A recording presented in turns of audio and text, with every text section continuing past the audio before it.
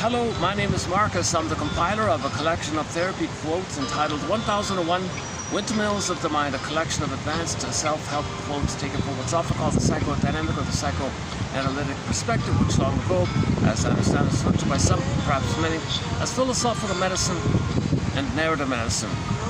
We just completed a 7-video special run on the work of Joseph Barnett, a shrink back in the 70s, who unfortunately wrote no books, no audio, no video, no photos, but he left behind a few articles, and he has a kind of a sort of a self-contained, kind of simplified, clear writer approach to obsessive personality. Okay, the opposite of the hysterical one in terms of affect. If the emotions pop up, it's the hysterical personality and the variations, impulsive and acting out, the 3.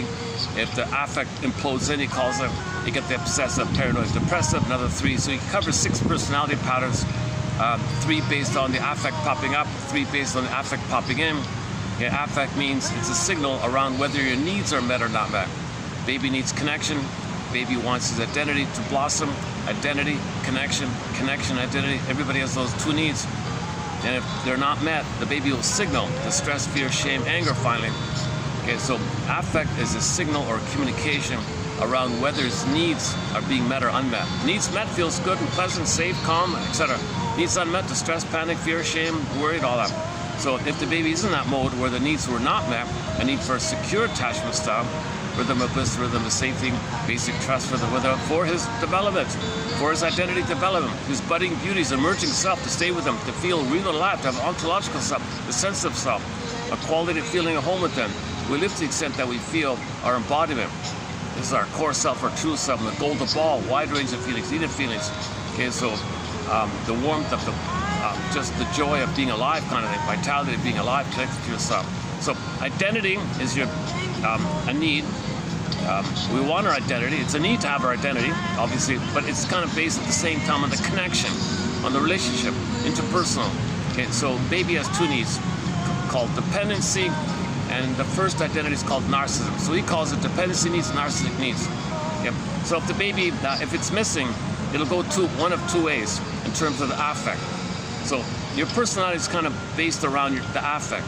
Okay, so if the affect pops up, okay, but it's kind of a little unclear, it's not fully known to you, you can't even put words to it, you're feeling stuff, but it's too much, you don't fully feel it, you can't even hold it, can't contain it, because mother never made you feel safe, it's just popping up like that, like popcorning effect, grasshoppering effect. So it leads to hysterical, hypochondria, you know, BPD, histrionic, all these kind of people who exaggerate and people who are impressionistic, and they want to be seen, so they display narcissism to get attention. You know, it's kind of thing. So the needs are not met. They're in narcissism. The connection is to help them develop to get out of narcissism. So they're looking for connection. Look at me, they're saying. So the way they look for the way they deal with the unmet need for connection and identity development is display, narcissistic display. Please look at me, kind of. People do look at them as a connection. But people looking at them, it's not the oneness they need it back in the nurse. It doesn't work. They do it again. It doesn't work. Do it again. Sisyphus, repetition, compulsion, repeat. Okay, hamster wheel. They can do it their whole lives like that. Nobody looking at them is going to translate to having a secure symbiotic oneness, merging, fusion. They need it once upon a time back in the nursery with the mother.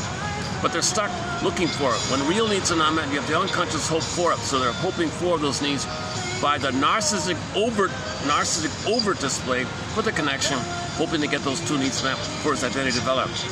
Now, if the affect implodes in, Barnett thinks that's because the mother was too hypocritical, like way beyond hypocritical, and the baby had no choice but to implode the affect. So he's going to take refuge in minutia, okay, and trivia, okay, because that'll fragment his thinking. That way, if he focuses on minutia, he'll be a specialist on the trees, but he'll never want to see the forest, the truth.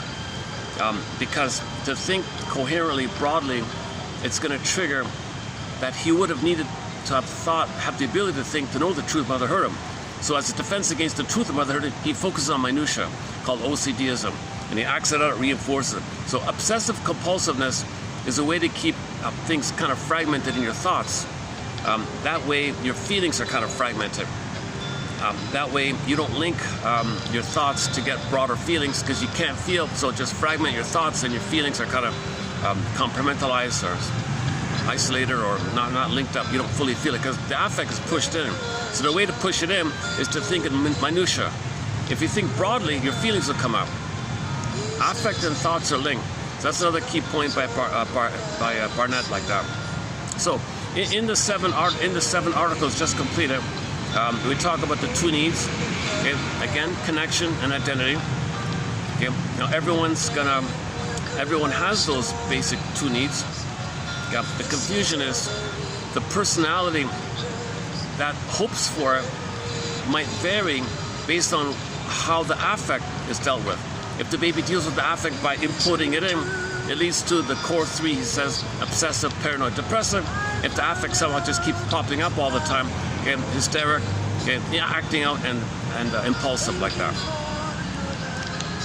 Okay, so he talks about the 6 personalities of that. Okay, his first article we covered here was on the relationship between the marriage between the hysteric and the obsessive, because the hysteric, I can't think really clearly. She's popping up, but the feelings are popping up. But the obsessive has no feelings. So he's drawn, he's very attracted to the vivacious bubbliness of somebody who's hysterical. A little bit, it's not clear, it doesn't mean much, but there's some sign of feeling, some sign of life like that. So he's drawn to that because it means the tension he feels is vicariously released. So he feels less tension being around somebody who's a little hysterical or something. So he's drawn to hysteric. He needs them. He's dependent on them. Yeah, please express. Please show emotionality. I don't care if it's real or not. Just show something. He feels less tension like that. Okay. Now, so that's sort of a positive tension in the sense that he maybe at the same time, Barnett says, maybe he wants to find his feelings. Maybe she's a role model or the other person's a role model about expression of feelings, so he can claim his feelings and be more whole and complete and have an attitude of accepting his feelings by being around someone who's comfortable with feelings, comfortable with creativity, comfortable with trying out new things, comfortable with making mistakes and talking about things and saying the main idea of something, saying the truth about something. Obsessives can't do all that. They take refuge in minutia and be a good little boy, perfectionistic minutia, and want somebody to say they're a good boy for their perfectionism. And they're kind of limited like that, boxing like that. So the drive is for healing and wholeness. They're afraid of feelings. Other people show a lot of abundance of feeling. So they kind of complement each other. Now the hysteric is drawn to the obsessive because it seems at first sight, from the hysterical's point of view, that the obsessive is kind of consistent and stable, and the hysterical needs some kind of ability to have some discipline to hold her feelings, to know what the feelings are, to even articulate the feeling. And being around someone who's stable might calm her down in a way, although it's at his expense, but he likes the expression. So they complement each other, so they might be drawn to each other. Of course, it's not going to last, with the exception that they're conscious. If the two of them are conscious and they learn how to, make I statements and they know what they're going through, they're aware of they read Barnett's articles and they go to couples counseling and learn how to communicate, couples resolution skills, couple conflict skills. If they learn how to communicate and they know their psychological situation, they can be spiritual partners, healing partners, psychological partners, growth partners, developmental partners, if they're aware of it. And that does happen like that. So although they're opposites, they move bit by bit, better and better. That marriage is like fine wine. Fine wine. The wine gets better and better with age. Their marriage and their relationship, and the two of them get better and better over time. That's a fine wine kind of marriage. Now, if they're not aware, and the fantasy's over, the novelty's over, it's not going to work, of course. So now they're going to trigger each other. Things are going to get sour and sour. The marriage becomes like sour milk, because when the woman, let's say, shows all her emotionality, remember, she's still in the childlike place, wanting oneness. Somebody hold me, comfort me, soothe me, oneness, merging. Okay, so but the obsessive has an affect phobia, a taboo on tenderness. He thinks he can't deal with feeling, and she's saying, "Give me feelings, give me connection, give me softness." He never got that, right? So the man's going to interpret her as being the demanding, hypocritical mother. Oh, it's going to trigger the mother, so he'll back off, withdraw even further, and she's triggered, says, "You're abandoning me. I can't be without you. Don't leave me." So she becomes more hysterical to grab his attention.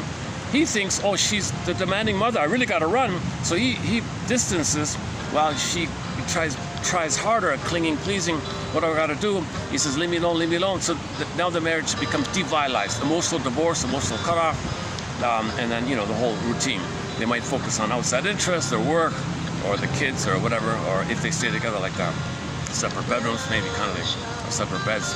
So there won't be much interaction really, right? There might be a functional kind of a marriage like that. So they're going to be limited in that kind of area. So it didn't work. The marriage became like sour milk. Then they start having affairs, and they start doing other things. So it's not going to work like that. And a lot of couple therapists say that they mainly deal with this issue of this opposites and how to help them like that.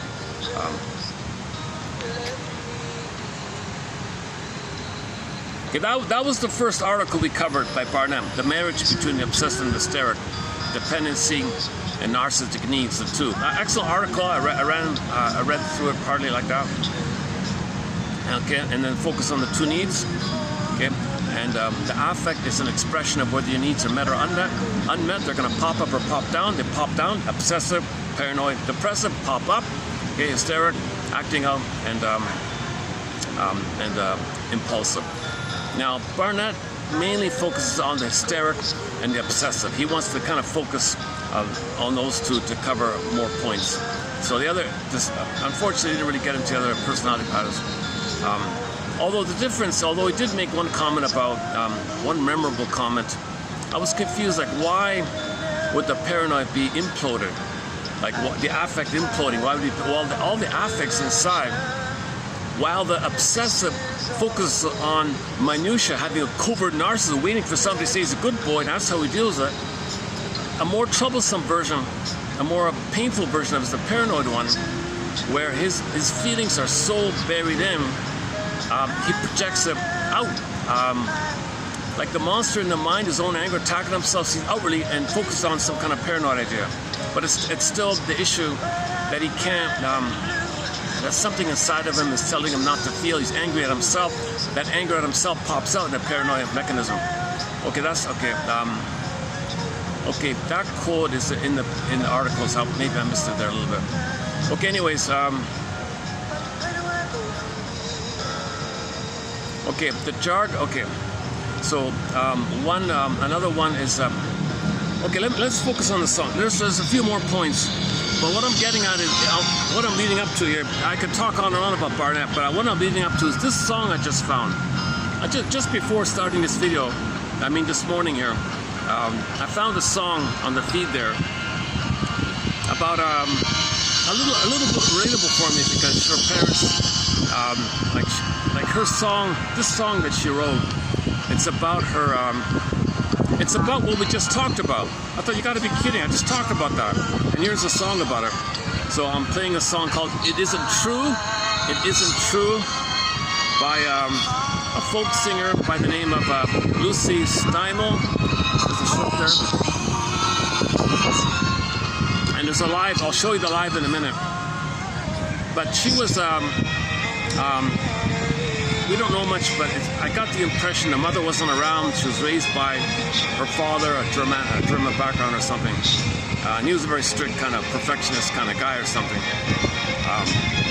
This is somewhere in the, I don't know, Tennessee area, or like the South area. Oh, Tennessee. You must be from Tennessee.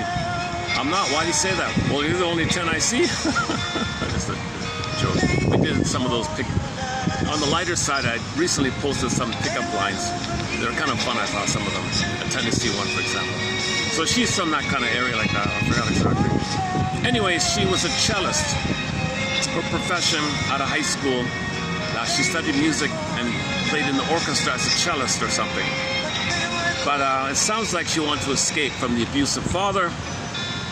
Sounds like he was a very demanding man or something. I don't know, it doesn't say it. So, but she has family in Germany, some distant relatives, so she went there. And I guess what she realized was she's bumping into the kind of people that created her father. Yikes! Get me out of here as well! So she left there, but because she's part of the music community, she met some friends that went to sort of the party area of the Netherlands or something like that. So she spent her time mainly in her 20s, she spent most of her adult years in the Netherlands like that. So she became an expat, I think, and did 3 albums. So she quit the cello, wasn't making enough money playing the cello, and decided picked up the guitar and write some folk songs. And sure enough, she has 3 albums of folk songs, and this is off the first album.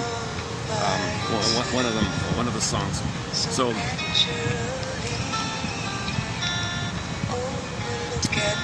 okay, the reason she's not popular or well known or anything is, for example, a song like this. This is a sad song.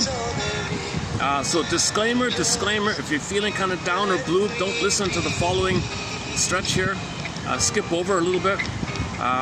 The lyrics aren't too bad, but there's a sad thing she says in the song. So it's kind of a little troublesome, a little disturbing like that. So I don't really cover that kind of area, those kind of thoughts. But she has a line in there where she feels really hopeless. What am I gonna do? No mother, father abused me. Now what? I don't know how to live. I don't know who I am. What do I like? What do I love? How do I relate? Oh, I did everything. Yeah, I got a degree. Yeah, I got married. I got kids. Yeah, I got a nice house. Yeah, I got 3 albums. Yeah. But I feel, I don't know, some things, I don't really know myself or feel myself. I've got isolation of affect. She doesn't use those terms, but that's the topic. We're leading up to isolation of affect, where the affect is isolated. So you relate interpersonally, but your affect, your emotion is isolated, compartmentalized, sequestered, closeted in, encapsulated in. You relate, but there's no feelings, no emotional connection, no intimacy, no meaningful. And the problem with doing that is that affects your identity. So you lose your identity. The more you box in your emotions and relate to people, the more you're going to be unaware of yourself.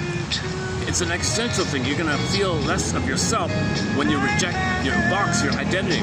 So your feelings are linked to yourself. I feel, therefore I am. If you box away your feelings, you're kind of boxing in your selfhood. Then you feel empty and all that stuff. Feelings is your identity. You need to gold the ball. Okay? And that's from the animated quality of your embodiment. Okay? Enter Iron John's story. Okay? The soul was in the cage. Okay? The wild man, the wild man there, and the golden ball. So how do you get it out? How do you get the soul, your embodiment, and the golden ball? I feel therefore I am. The embodiment, the wild man was the embodiment, the aliveness, the vibrancy, feeling alive, the embodiment. We're mammals, we've got bodies, right? He represents the embodiment, the free feeling live of the body. So they say wild man. They don't mean to start to alive, it just means you feel real and alive. So the wild man or the Iron John just means a syllable for feeling real and alive. Okay, and associated with it is the golden ball, the more pristine idea that your feelings shine, and you have a aliveness of feelings, a wide range of feelings, and you express your gifts as a gold, a treasure. You have empathy and warmth, like the sun. You feel like the sun. So it's meant to mean the golden ball is your feelings, and the Iron John is your identity, your core identity, true identity, embodied identity, embodied your soul. It's your soul. It's your embodiment, like that. But again, they're in the cage. Where's the cage? Sorry, where's the key? He learns that the key, when Robert Blythe tells the story, there's a long pause. The key, you're not gonna like this, it's under your mother's pillow. What the hell does that mean, somebody might think? Well, think about the image. Okay, your mother's sleeping on the head, like the head's on the pillow. Okay, but under the pillow is dark. That's a metaphor for her unconscious. She doesn't know that she used the baby in some way, shape, or form on her end. Either to shame the baby to know that she's been shamed, or an Italianic revenge feeling to shame her baby out of anger of thinking that if she actively shames her baby, she'll undo the trauma of having been shamed in a fantasy called mastering the trauma. Or she wants to show up the mother and tell the world what the mother did, so she'll shame the baby to tell the world that's what her mother did to her. Or she'll turn to the baby to mother her. Baby, you made me. You mother me. My mother didn't love me. I made you to find me. You mother me. Take care of me. So I'll brainwash you to soothe me and condition you and hypnotize you to be there for me, respond to me, make me sense to make it all about me, say I'm great, say I'm amazing, don't leave me. So the mother might use the baby as a symbolic mother for her, you know. Or she puts the baby in kind of like a role as an extension, or be a star, be successful so I can feel seen. Or she just wants to just dump on the kid to feel relief. It's called scapegoating. Or kid, go away, I want to be free, so she ignores the kid. Or make me laugh, makes the baby be a comedian or something. She might have like a role. Or a common one is If it's a girl, Lucy Holmes thinks, the mother might say, I want you to play me back in my nursery. I'm going to control you. That's controlling me. So whereby I can get my symbiosis. I didn't get oneness. You play me, and I give myself oneness by you playing me, and I make me via you as me getting oneness. I'm going to control you, micromanage you. So she'll be obsessive with the man. Child, there's no freedom like this. If it's a boy, she says, the mother might say, hey, it's a boy. Okay, good. So she'll hurt the boy, make him defiant, make him a rebel. Dear son, I want you to be a rebel with my cause. I'm going to give you my cause. Okay, mother, what's your cause? My mother hurt me. She ignored me. My anger at her, well, she ignored her. I want you to be a rebel. That'll be anger, my anger onto the world. And I'm going to see my mother onto the world. I want you to go out there in the world and tell my mother, the world, that I want her love via your anger being a cry for love. So I'm going to make you be a He-Man. I'm going to make you be Lou Ferrigno. If you're Lou Ferrigno, maybe I got a chance. Maybe my mother, the world, will respond to you, and then that's me getting response from her because she ignored me. So if you're Lou Ferrigno, people are going to respect you. My mother didn't respect me, so I'm going to make people respect you because everybody out there is my mother who hurt me. Okay, so the mother's transferring. So there's no time in that brain. All time is that time. In the unconscious, no time. Survival brain, no time.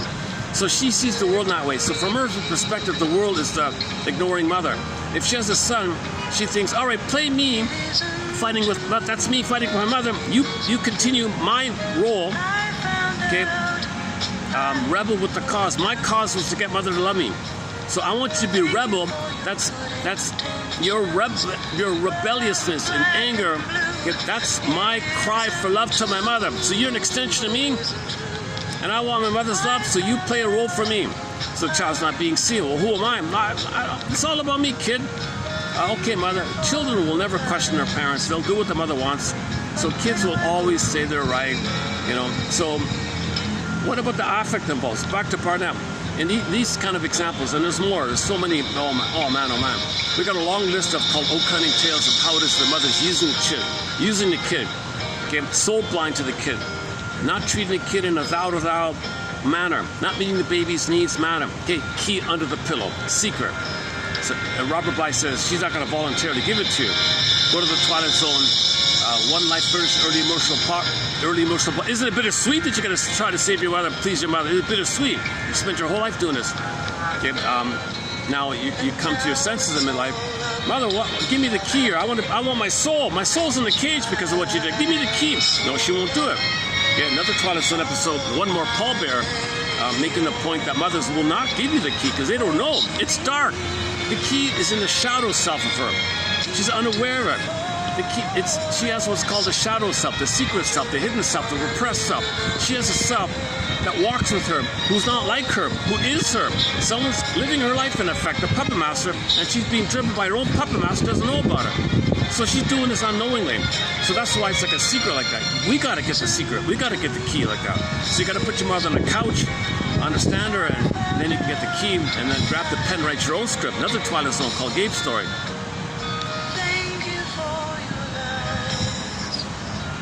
Sir.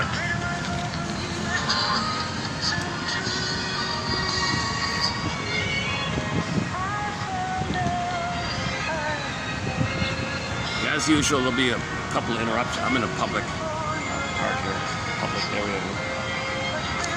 Monday, mid-afternoon, so luckily this might be not a bad time. Yeah, I was here yesterday. It was kind of busy at the end. Yeah, it was kind of busy. Yeah, Sundays don't work. Yeah, actually Saturday wasn't. Okay, never mind. How are we doing here?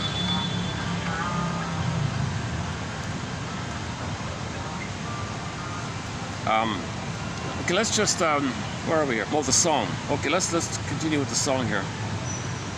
So this cellist turned folk singer, living as an expat in a little kind of cafe community in the Netherlands somewhere. I don't know the details. She wrote a song about her upbringing. Okay, again, once again, disclaimer, listener discretion advised, viewer discretion advised, disclaimer, warning, trigger. I wanna play her song here. Let you hear the lyrics, because it exactly ties in, exactly to a T, it exactly ties into the point that Barnett made in part 7. By the way, I found another article of this, and in this video, stay tuned, we'll be doing a part 8, an extended bonus round of part 8, so stay tuned.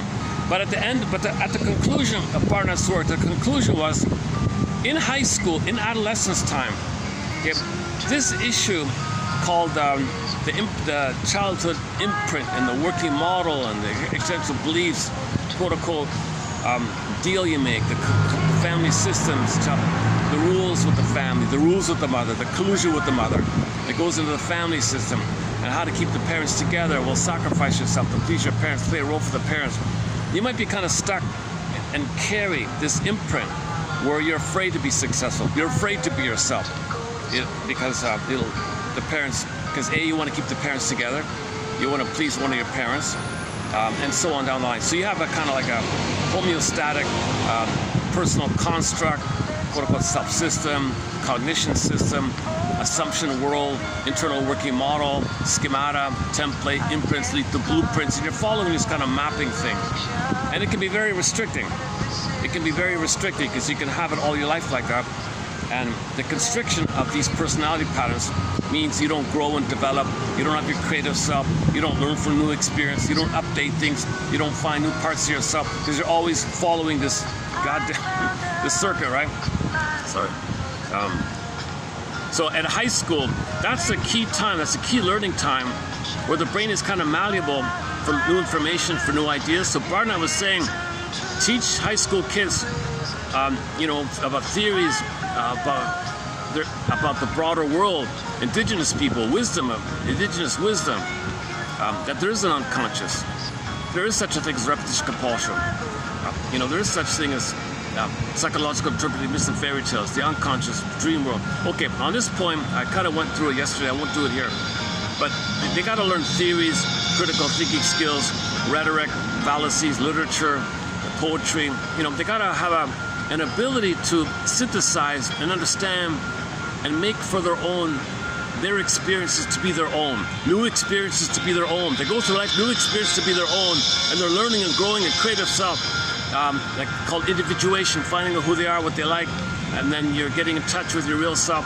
Rather than being loyal to some traumatic script, rather than being dysfunctional to still try to save your mother back in the nursery. Okay, high school is a time to give people the tools and some experiential exercises kind of thing where they can take it with them.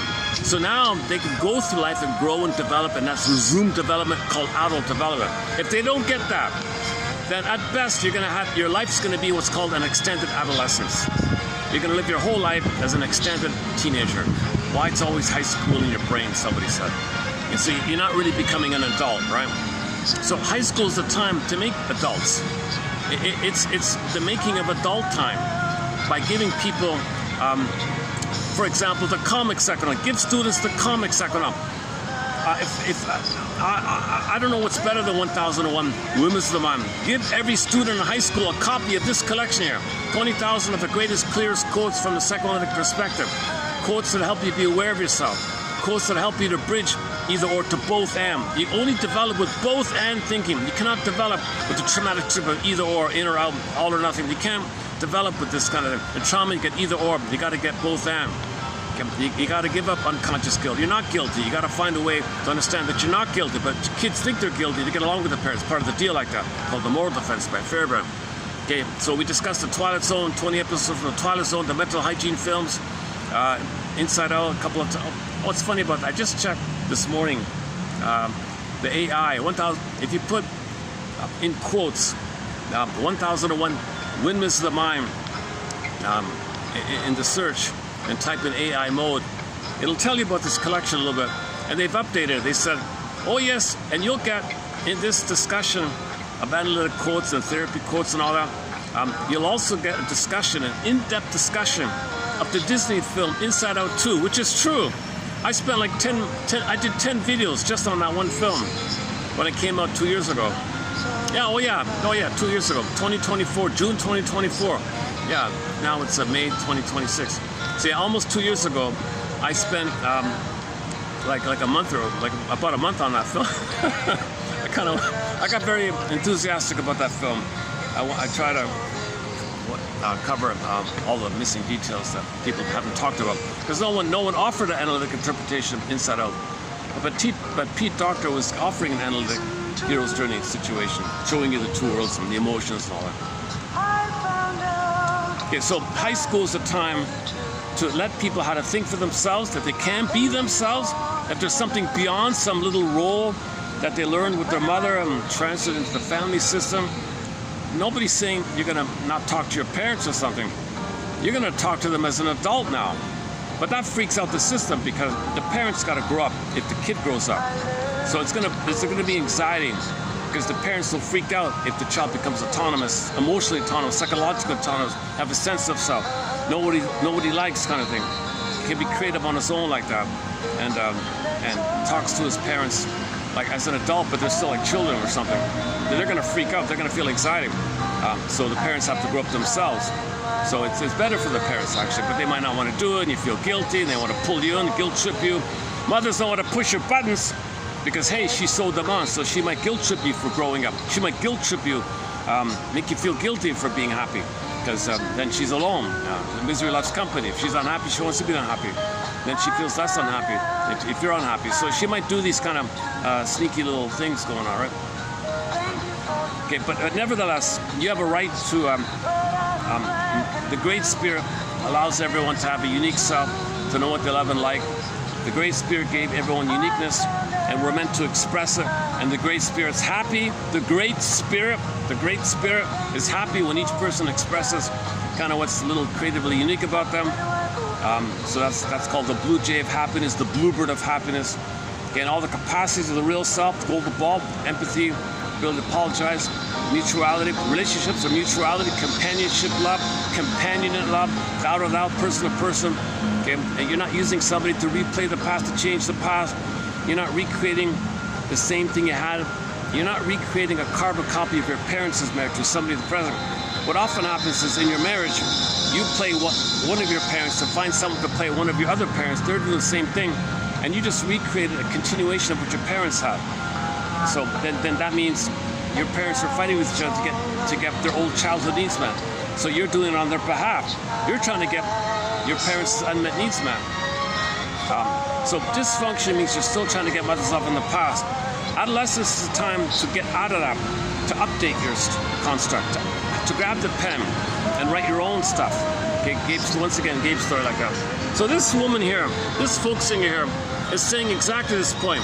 She never got it. She went to high school and never got it.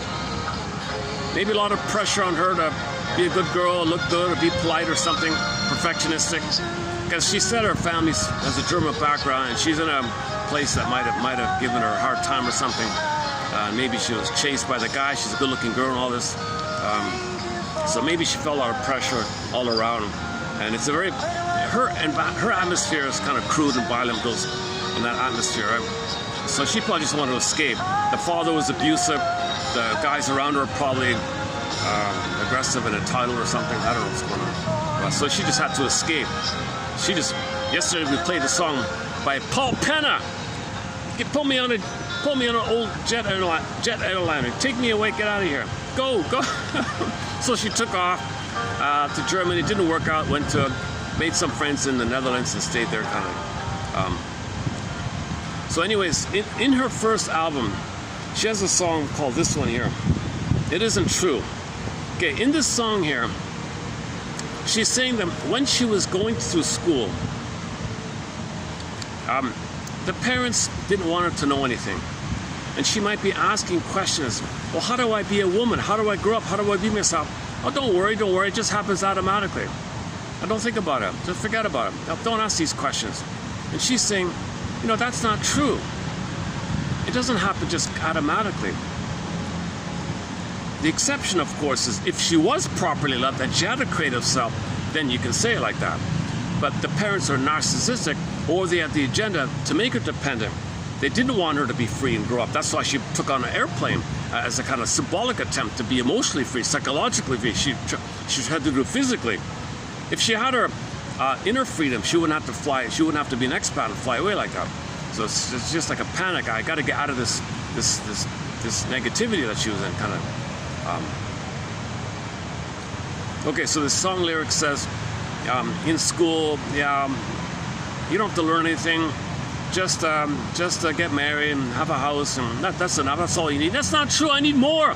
I want to know who I am, what I feel. What's my interest? I want to know my interest, my creative expression. No, you don't need that. You don't need that. Just get married. You know, typical, stereotypical. They just get married and have kids, and you know, no. So the song. That's not true. That's not true. There's more to life than just being taking care of a guy and having kids.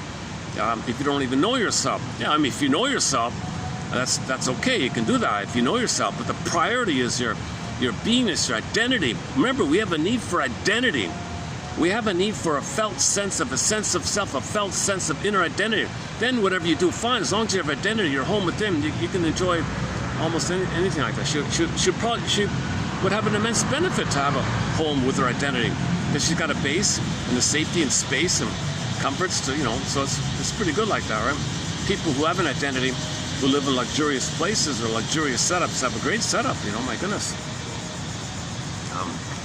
If you live in a nice place but don't have your identity, you see kind of a little bit, that's missing something, right? Okay, so let's play the song here. I didn't hear all the lyrics, but most of the lyrics come through. Okay, so here we go. Lucy Stimo, a folk singer from was it the 60s or 70s? I forgot. All right, here we go.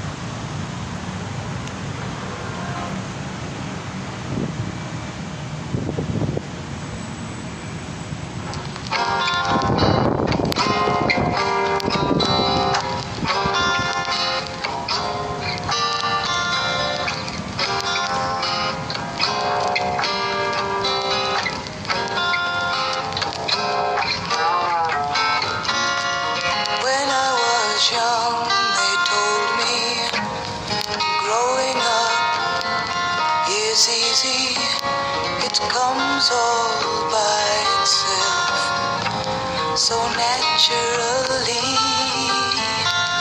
Oh, but look at me now, and damn your good luck stories. If this is all there is, then just let me be. It isn't true. It isn't true.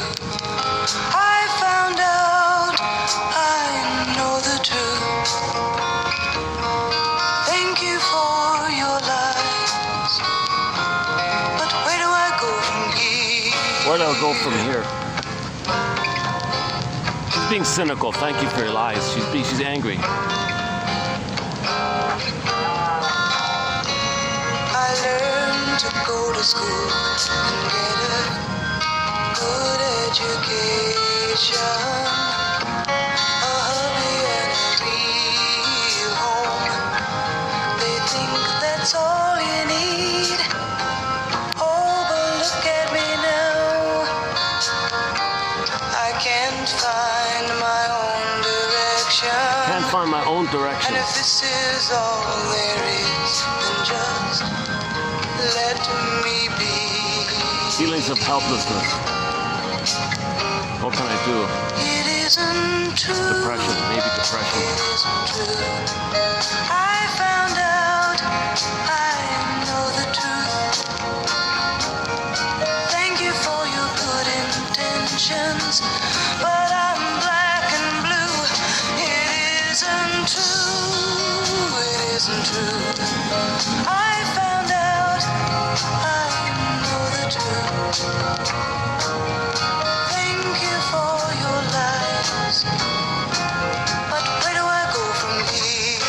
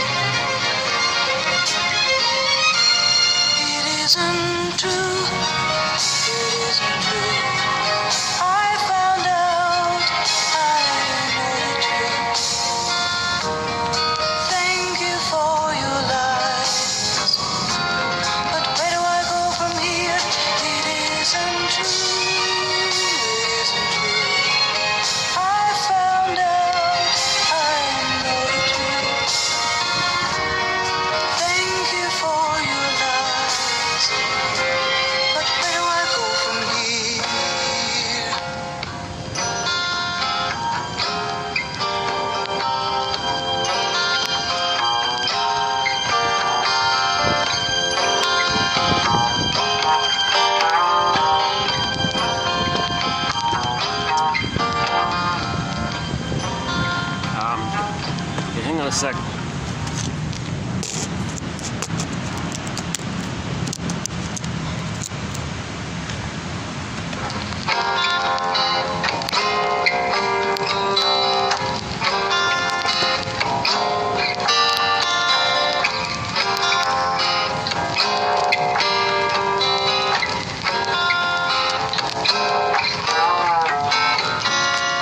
When I was young, they told me growing up is easy. It comes all by itself, so naturally. Oh, but look at me now, and damn your good luck stories. If this is all there is, then just let me be.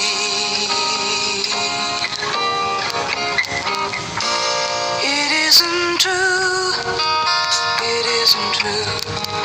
I found out, I know the truth. Thank you for your lies, but where do I go from here?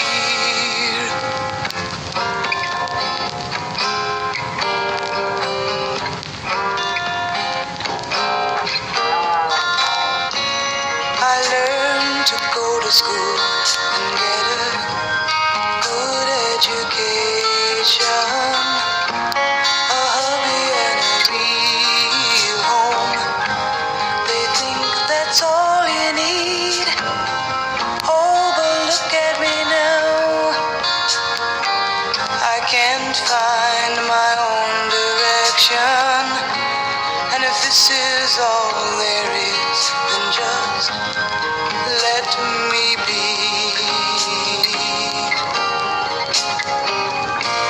It isn't true, it isn't true. I found out, I know the truth. Thank you for your good intentions, but I'm black and blue. It isn't true, it isn't true.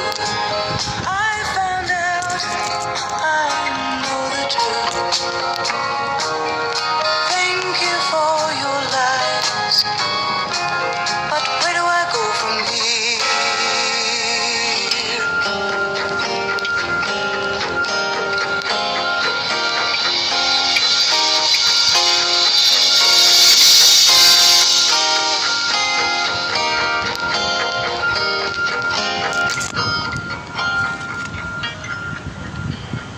Have to do some shade management. So the point is, she has kind of frozen development, arrested development.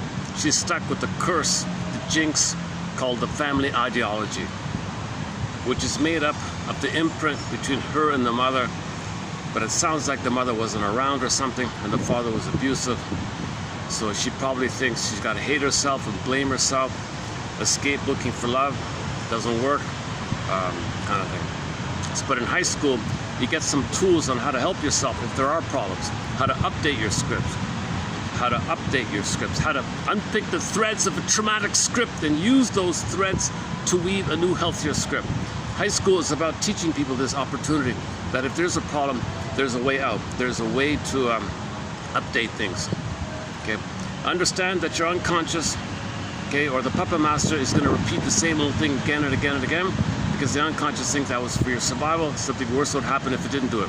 So have some gratitude to yourself for surviving, but you consciously realize you're getting older and it's not necessary. But have gratitude for your inner child for doing this, and then learn how to build your conscious ego and mourn the losses that you feel not using your gifts. Okay, mourn the loss of the good mother and didn't get love, and you got to find a way to hold the two and have what's called memory reconsolidation, where you can update and feel okay to be in the present, and the past is digested, assimilated, processed. You got to recognize. That's why you got to say thank you to inner child. It helps you to recognize the unconscious like that. So we talked yesterday about dreams and free association, resolving either or, unconscious guilt. We talked about Saturday, we taught this one episode, and all these 10,000 quotes like that. Okay, let's play the live Here's the live of this. Let's see if it shows through up here. Do we get it here? Do you see it if I do it like this with the lighting? What's the best lighting? Should I try it the other way? No, it's, where can I get them? How about like that? Yikes. All I see is glare and reflection. All I get is glare. Okay, so anyways. If you look up her name, she's got a channel, all that. Okay, here we go. So this is the same song live on stage. It's the only copy of it. Deze liedje die gaat over volwassen worden. In mijn puberteit heb ik ontzettend veel over gehoord, maar uiteindelijk vind ik het allemaal niet zo erg waar. Het liedje heet It Isn't True.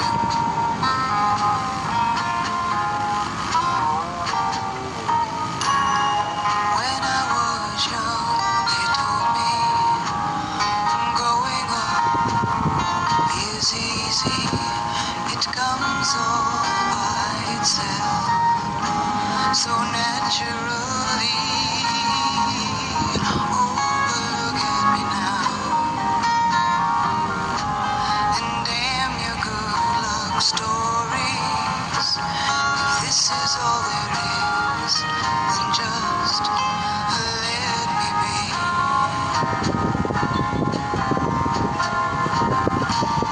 It isn't true. It isn't true.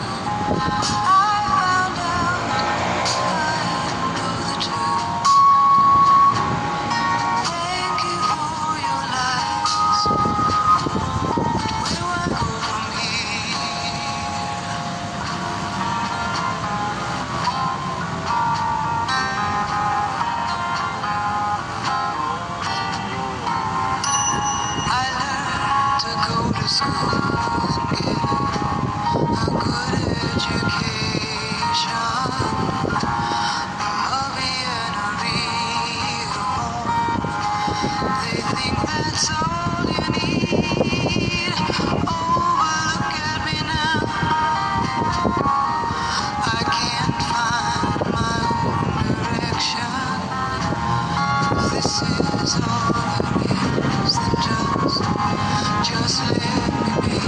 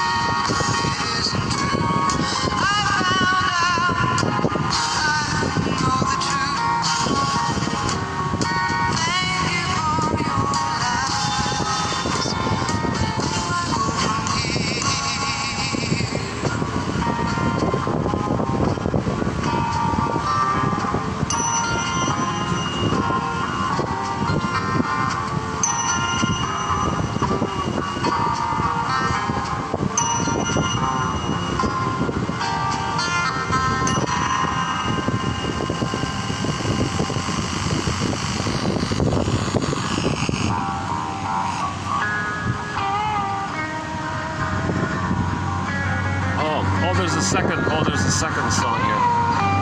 What's this one?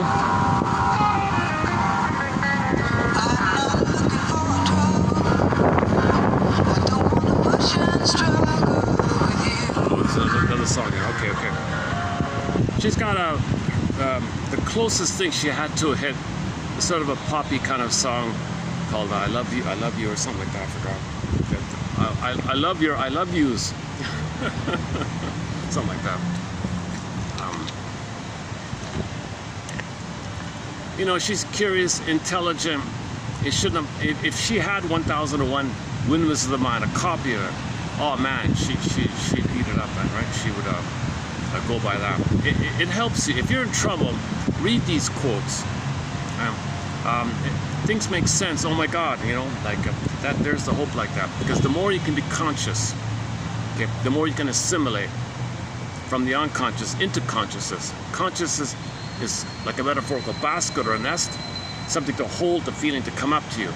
Psychoanalysis looks for the egg, the potential feeling, in a basket, but the basket's missing. We weave the basket using these quotes, using these theories, object relations theory, okay, Masterson, Goratstein, Ogden, Bergler, Althea Horner, Janoff, and now we're doing Barnett, all these excellent authors here.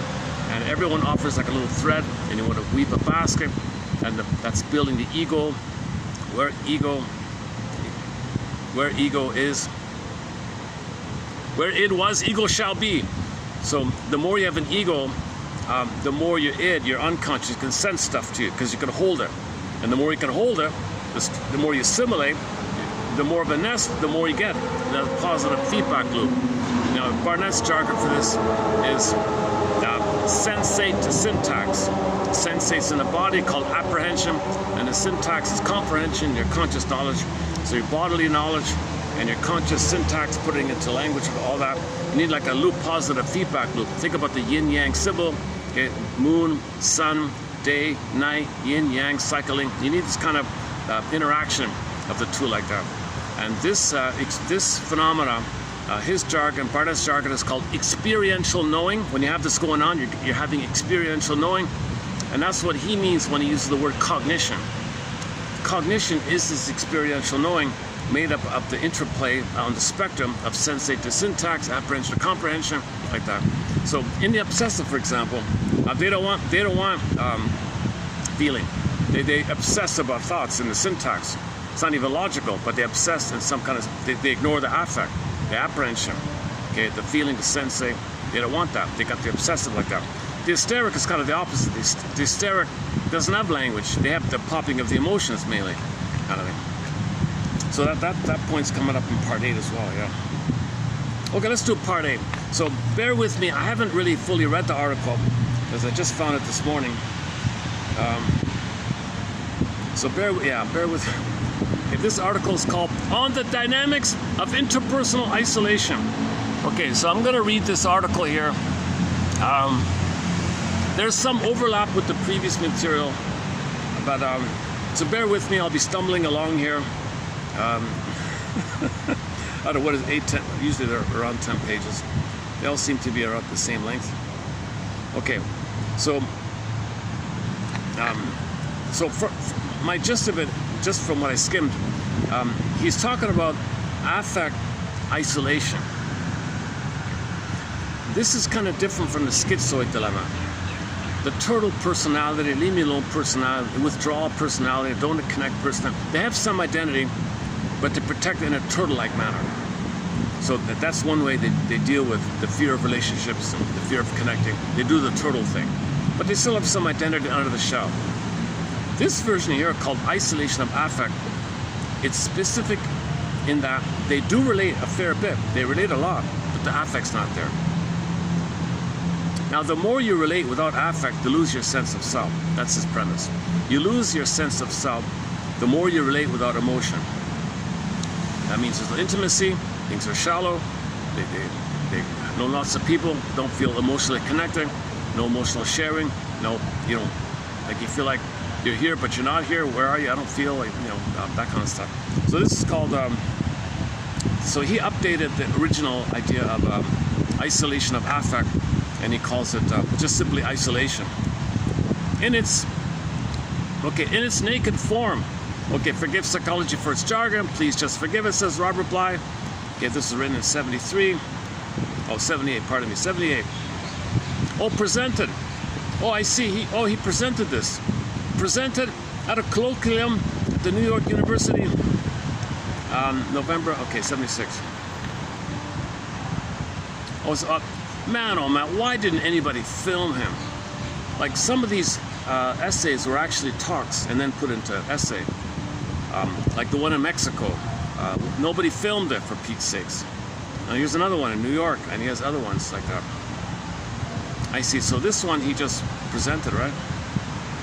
What a pity. From when he passed away, there were all these glowing reviews about him. What a guy. You know, he's a holistic guy. Like, he's not. Yes, he's a medical doctor. He's in a hospital and he does all the formal things. But something's missing with all that. He's missing the interpersonal element. So he wanted to study interpersonal psychoanalysis, which is something undeveloped in this collection here. So he's kind of putting me onto this topic of interpersonal psychoanalysis. Well, to me, it's kind of related. Like, psychoanalysis, of course, it's always interpersonal. It's about who you are. But there's a little slight broader approach when you think of it. When you say interpersonal psychoanalysis, there's a little. It has a more broader, holistic, gestalt kind of overview, and he's big on this issue of trying to have like the overview, like for example, the word cognition. People thinking, cognition. Well, what about your feeling? So he doesn't use intellectual knowing versus emotional knowing. Right? He wants experiential knowing. And the term insight, he's confusing, but you mean intellectual insight, emotional? What do you mean by it? This is affective insight. So he says affective insight is any kind of insight that leads to the updating of your cognition, the linking of your syntax and sensate, a broadening of your experiential knowing, an affective insight that gives you experiential knowing, like embodied knowing, like conscious knowing. You can express it and feel it, and your affect is data, and you can express. It's a whole kind of thing. Back to the yin and yang symbol, right? So he has this kind of holistic, interpersonal kind of thing. All right, in its naked form, the experience of this isolation. So he means like isolation of affect. He doesn't mean like physical isolation. So when you hear the word isolation all throughout this essay, he means like you isolate your affect. So your emotion, your bodily commotion in your emotion, remember it's in the body. Remember, you need a body to have emotion. Okay? Emotions are bodily commotions. Bodily commotions, bodily commotion. You need a body for bodily commotion. Emotion, the emotion, movement, motion in the body, commotion. Come on, baby, do the locomotion, play the song. This was a point made by somebody. If you think something in the sky loves you, well, hold the phone here. Does it have a body? No. Well, how can it love you? You need a body to have an emotion, love or hate. You gotta have a body. You can't even say it hates you. Does it have something in the sky hates you? What? Does it have a body? You need a body to feel anything. Just some cloud doesn't have an emotion, or some imaginary fantasy cloud or whatever. Okay. Well, that was Mortimer Adler. That was about maybe a month ago, no, 2 months ago maybe. That one there. From the mental hygiene movement. It's on, you can find it. It's been posted. It's online. That's a good one. Okay, so again, when you hear the word emotion, he means your emotion. Like, you got thoughts. What do you feel? I don't know. They're isolated in a box, compartmentalized, put away, storage. One of those storage places. Oh, one of those. You see them all the time, right? Self-storage. Yeah, it's in one of those self-storage places. It's so far in some other places in the so you're not even in your own body. Where's your emotion? I put it over there in a self-storage place. Emotional self-storage. Well, go there and get it back into yourself. Oh, get it back into your house. Why is your stuff in some other warehouse thing over there?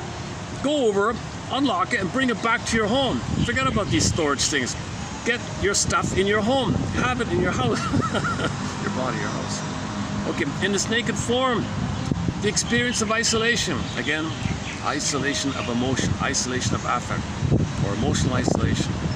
Okay, I gotta get used to it myself. I'm not used to it myself here. Okay, in its naked form, or in its basic form, whatever, in its raw form, its most raw, archaic, primitive, naked, extreme form, I guess, means it like that. The experience of isolation is most often reported by psychotic clients. Okay, so people in the hospital, okay, they're clearly telling you they have no idea what they feel, right? Maybe, I don't know. The most vivid descriptions of the overwhelming. Oh, did my fan? Okay, hang on. I gotta do an experiment here. Give me a sec here. I gotta see if this works. My fan just ended on me, but I have this backup battery. Wait a sec. Let me see if this thing works here. So,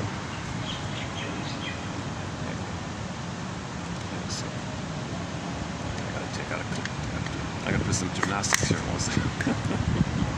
I gotta plug this in. I want to see if this battery can crank up this little fan here. Otherwise, I'll use it for the phone. So.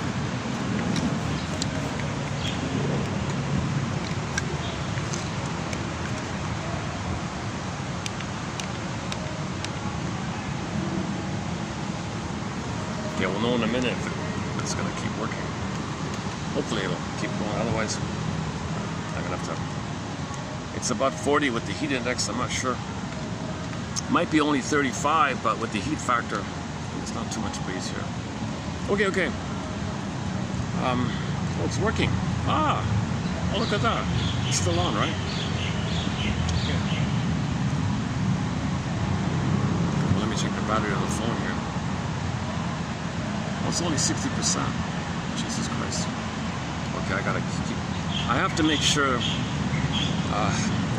if any time the phone shuts out because the battery, I lose the whole video, I have to keep an eye on the battery all the time. The most vivid descriptions of the overwhelming and disorganizing nature of pure isolation of affect have been written by those who have worked most extensively with these clients. But isolation is not reserved for psychotics. So this issue is not only reserved, specifically reserved for them, that's just the most extreme of the most extreme. Okay, the most naked, he says here, the most extreme version. We all have it. It is a universal experience and is seen constantly in our work with neurotic clients. Basically everybody else, mildly to highly neurotic. Indeed,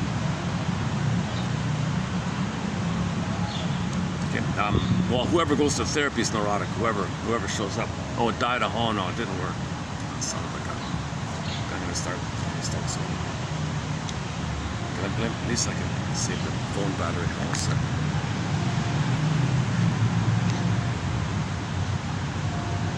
Let's see. Oh boy. Okay. Yeah, I'm feeling. When I played the song, I was holding to the clouds there. I was sweating already. My goodness. Sign of my anxiety. I have not been analyzed. Disclaimer. I'm not a shrink. I'm not a doctor. I would have loved to have snuck in to hear this lecture or get permission. Can I sit in? You probably say fine if you're interested. Though, I'll let you sit in.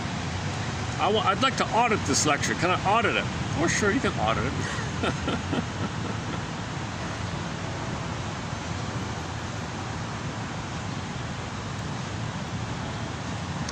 Okay, indeed, analytic exploration regularly reveals active and organized patterns of isolation seeking operations in our clients. This paper, okay, oh, he's speaking to an audience, right? This paper will explore the dynamics. So here's a doctor talking to other doctors, by the way. So here's a shrink talking to his colleagues, right?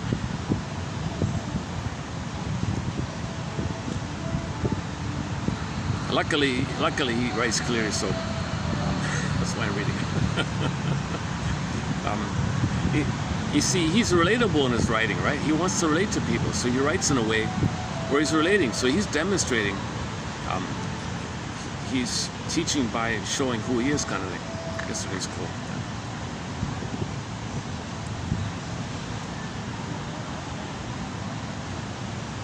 This paper will explore the dynamics of interpersonal isolation, and especially those neurotic needs for isolation, both overt and covert, which I shall call isolationism, emotional needs.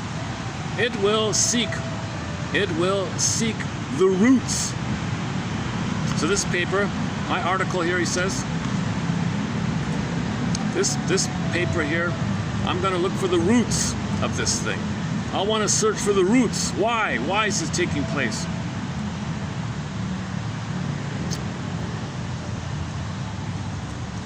In that organization of experience and meaning we call the self. I will seek the roots of such isolation-seeking operations in that organization of experience and meaning we call the self. And therefore, its ultimate cause is the development of interpersonal cognition. Intimacy, intimacy, emotional connection, feeling to empathy. I feel what you're feeling, I get what you're feeling, I make sense, I can feel, I can relate, I can walk in your shoes. Okay, I know, I feel what, I imagine what you're going through, I can feel it myself. I don't lose myself, but I can feel, I can relate. Intimacy and isolation. Intimacy and isolation are the point and counterpoint of interpersonal relatedness. So husband and wife are going to be emotionally intimate, or are they going to be emotionally empty, isolated, right? And they got to focus on amusements and materialism to keep them distracted, or whatever. Or they'll be addicted to things like busyness and manic and shopping.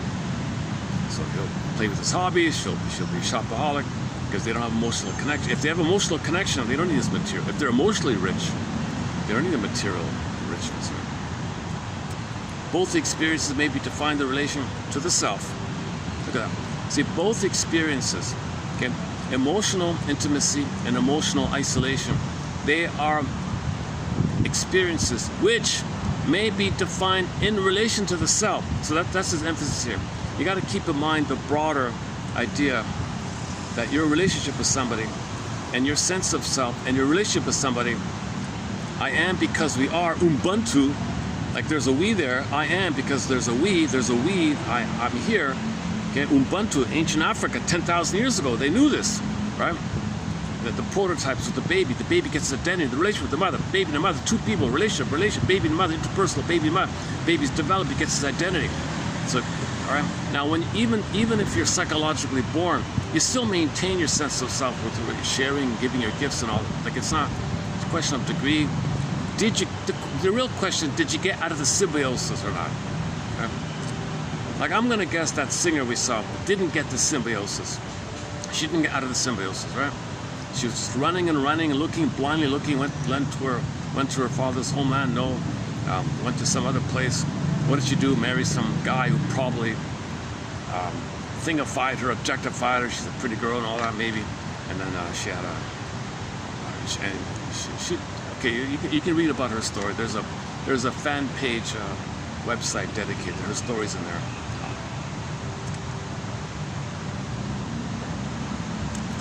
She wasn't aware, and that song from her first album intuitively was about that. I'm not aware of myself. I'm in trouble. Help! I need soul surgery here. Play the song "Soul Surgery" by April Wine. Oh my God! Another thing I found this morning. There's a cover band led by Carl Dixon. A few of the songs we have here. I noticed that his drummer is the brother of one of our musical voices, Rick Sanchez. One of our musical voices is Rick Sanchez. And I just found this morning that his brother is doing the drums of a cover band led by Carl Dixon. And they're doing a cover of an April Wine song called Roller, about a gambling girl, some playgirl who gambles all the time. maybe we'll play it. If you remind me, we'll play it. It's a crowd-pleasing song, Roller, and she's a high roller gambling. She's addicted to gambling, and when she loses, she just gets men to pay and all this. She's a playgirl and all that. And the other crowd pleasers, the bing, bing, bing, bing, bing. Ooh, what a night! April Wine got their start by doing a cover of a song called "Could Have Been a Lady" by a band called Hot Chocolate. And then they got famous after that with songs like "Roller" and "Ooh, What a Night." Before the Dawn. What else? Babes in Arms. Like we're all babies in arms. Like he says in that song, when I fall in love, I feel like a baby in my mother's arms. I feel vulnerable. I feel scared. I'm like a baby in your arm. I'm babies in arms when I fall in love. Babes in arms. Oh, Schizoid Man. He does a cover. April Wine, Miles Goodwin passed away. He did a cover. Him and his buddies did a cover of 21st Century Schizoid. When we talked about the Schizoid Dilemma, Mr. Guntrip mainly and Masterson, we played that song, the Schizoid one. Their big hit is, why am I talking about them? You know, there's a very bad cover band of April Wine, but they go by the banner April Wine because one of the members is still there.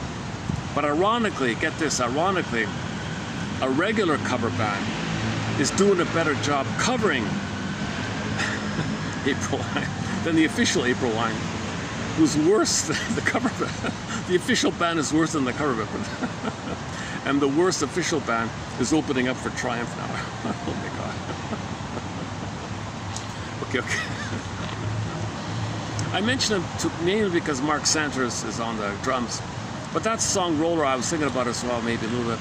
We don't have any songs about the gambling topic. And we do have a few quotes on the gambling issue by Burglar mainly by Edmund Burglar, one of our mentors. He's got an excellent book called The Psychology of Gambling. How do you know mother failed you? How do you know she lured you and rejected you? Well, go to the slot machine. It's alluring, pull the lever, reject it. You're repeating what happened in the nursery. Allured, promising, rejected. I don't remember this. How do I know this? How do I know that I was enticed, allured, all excited, and rejected? How do I know? Run to the thing, put your coin in, whatever, or roll the dice, and then you're all allured, rejected. That's to know your mother rejected you. We go to these things to know mother rejected us, that we were allured and excited, dopamine, rejected. We don't remember, so we do things, we create and do to know the past so we can stop repeating like that. Plus you got intermittent reinforcement, the pigeon phenomenon, you got addictive thing. I like this. So we're talking about the extreme gambling, not the occasional. So we got some good quotes on gambling in our collection if you type it. Get back to Barnett here.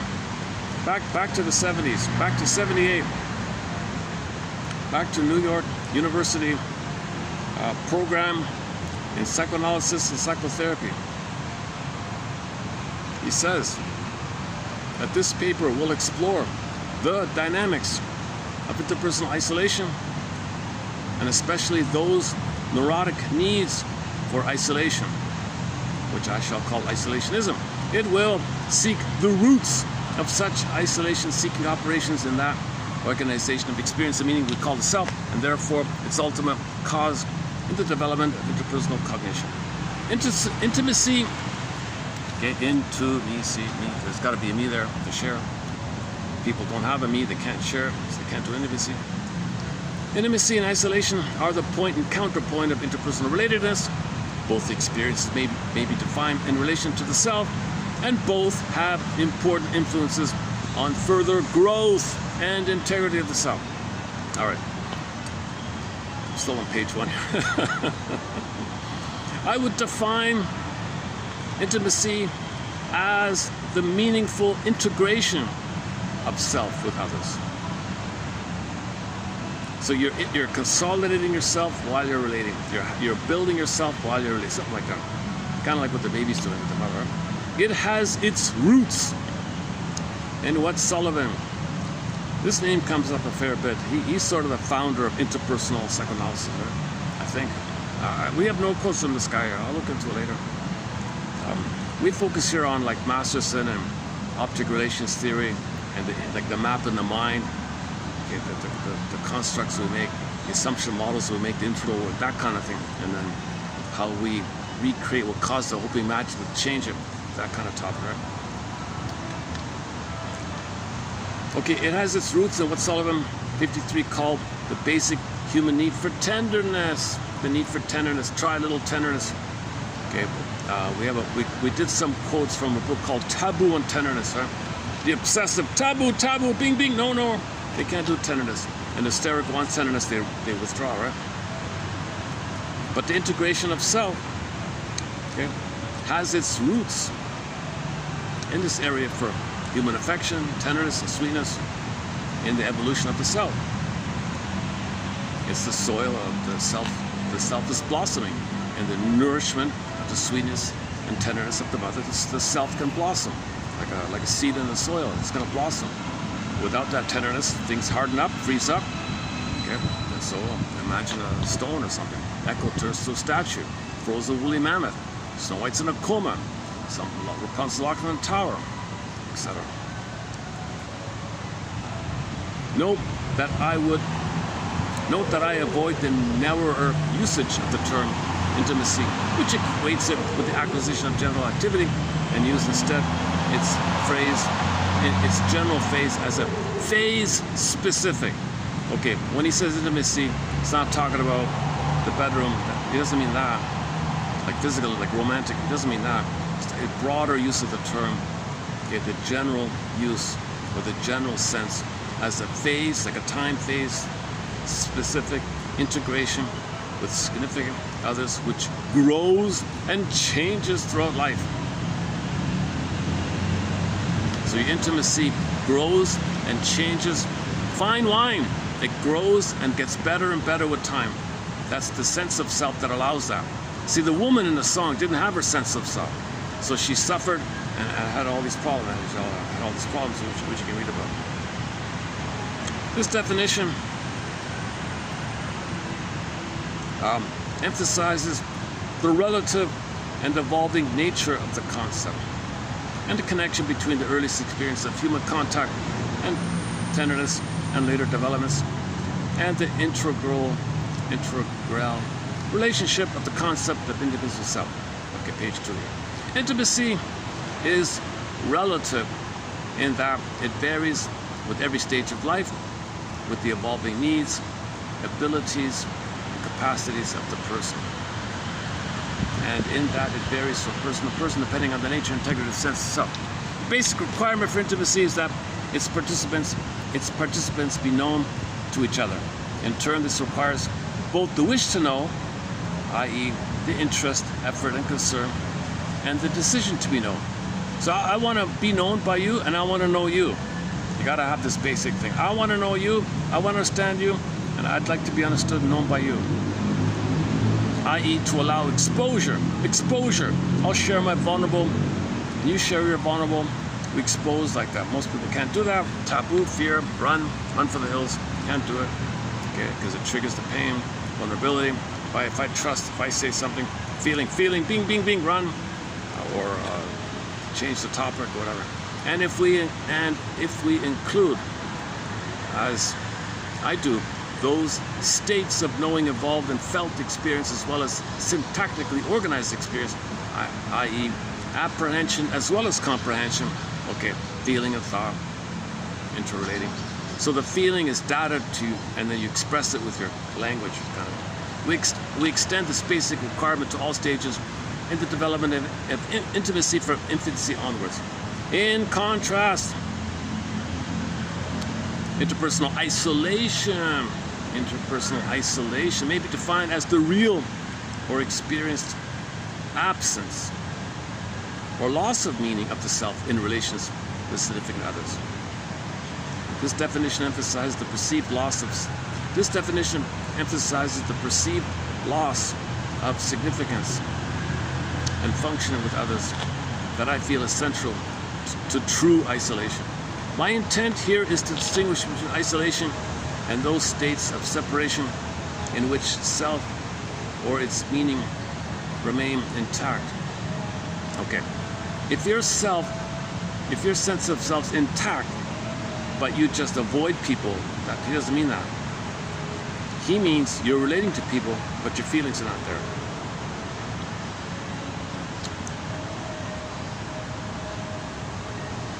Okay, so he says here, So why don't we just adopt the idea of loneliness versus true loneliness? Well, that's not clear. He doesn't like that. And all these phrases here, I suggest we reserve words like loneliness and alienation, estrangement, etc., to those experiences in which there is either continued presence of the integrity of the self and its functions with others, or a change in the sense of self with altered but existing old perceptions. In loneliness and separation, for example, the sense of self usually remains intact, and one experiences one's functions and roles of the absent other, even if only in memory or imagination. Estrangement and alienation, with their implication of becoming strangers, denote a change in perception of self and its roles, often enough neurotic and limiting, as many have said, but not yet as destructive to the self or as painful as isolation. Okay, so he's saying this is worse. There's a worse thing going on. He says he'd rather be like living alone in his apartment or whatever, but still have some sense of self and some interest, and maybe not really connect with others too much, but he still has some sense of self, versus being a social butterfly, but there's no feelings. Like that guy. He thinks that's worse, according to this.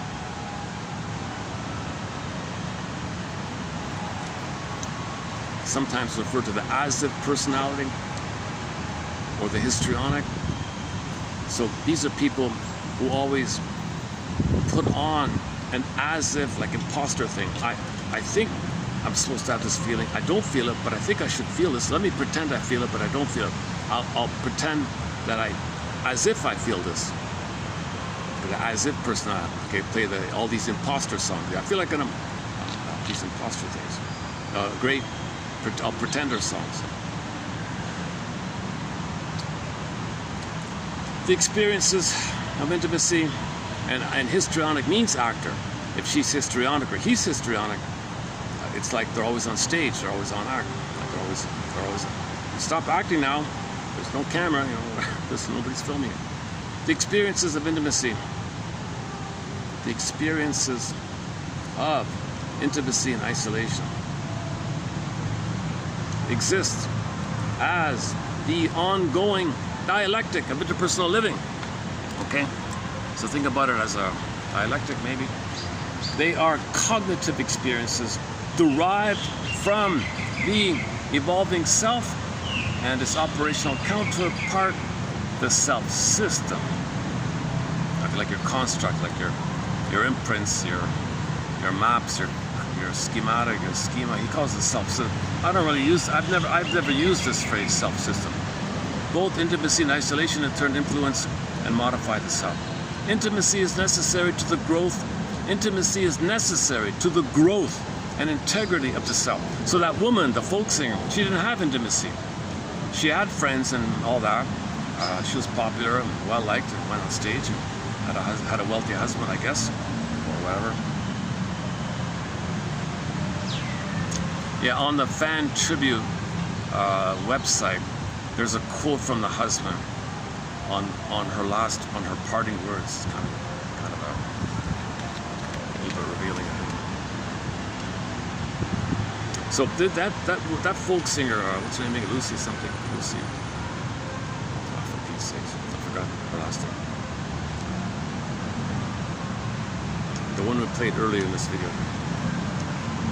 Stamel or something.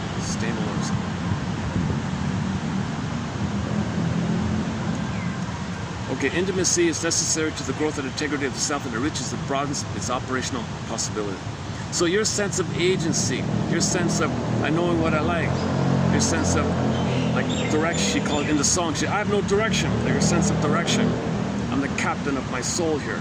Soul on deck. I know what I'm doing. Yesterday, soul on deck. One woman said when she speaks to an audience, she says to herself, I gotta speak to an audience here. On deck, soul on deck. Like bring herself to them. I don't know if that works.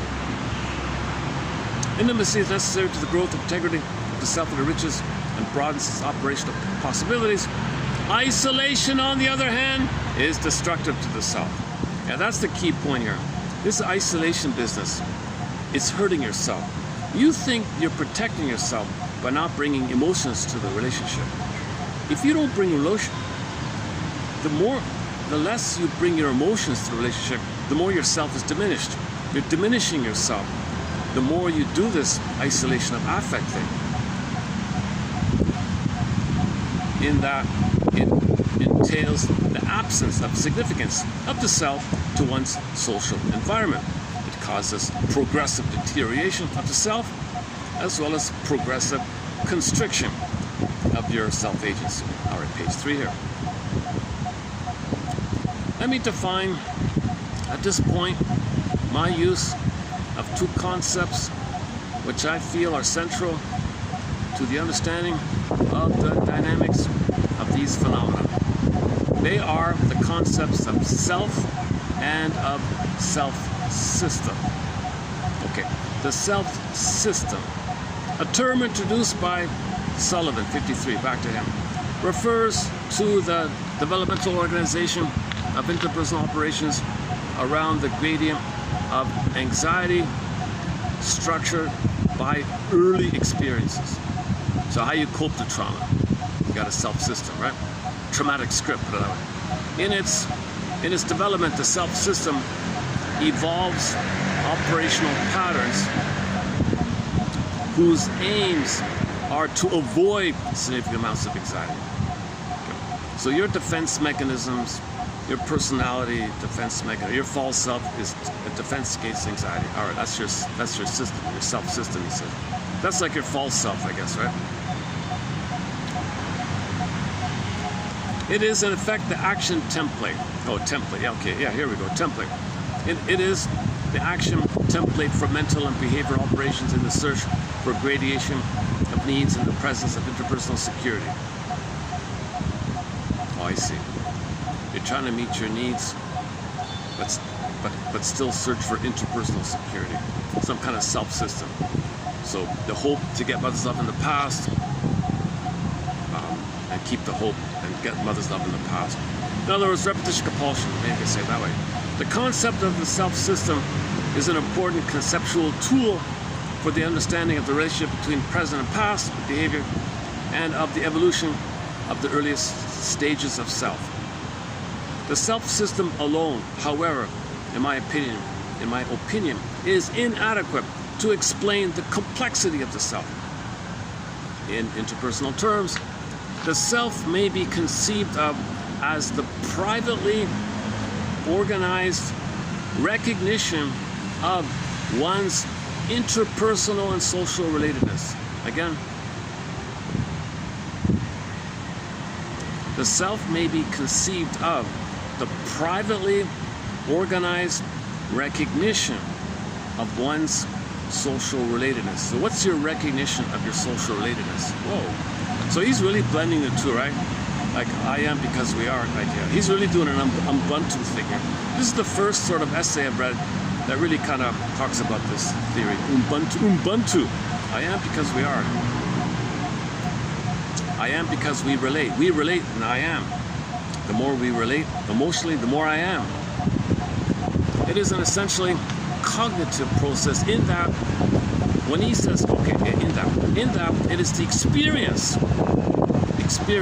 both felt and known, of one's meaning to one's environment, especially in terms of one's perception of one's roles and functions. The self has its roots.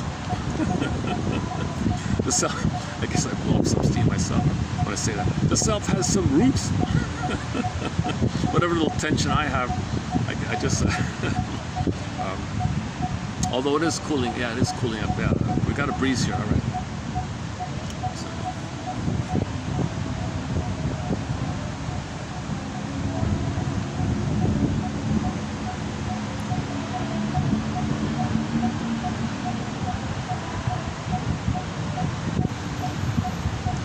Interrupting. Sometimes the staff take their breaks here. Can't see them yet. All right. Where are they?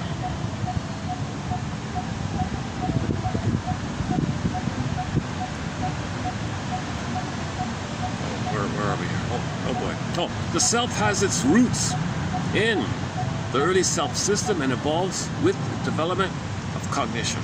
Okay, again, the word cognition, he means experiential knowing via the linking of sensate or body or feeling, body commotion, and the ability to express it or like know it in your thoughts. I feel, I can think and feel. The whole, it's some kind of experiential knowing, a knowing in body and mind, like a knowing based on you know it and feel it. A knowing based on thinking and feeling it, knowing, called experiential knowing, he calls cognition. Which you want to develop, which does develop if you have the self, the sense of self, which is creative and allows for updating, integrating, assimilating, which is what you are supposed to have by the time you graduate high school. So you can go on in life with a sense of self and learn to develop, not be caught in some whirlwind of desperation where like the poor folk singer lady, the celloist, running around looking for love, and then the tragic ending she had.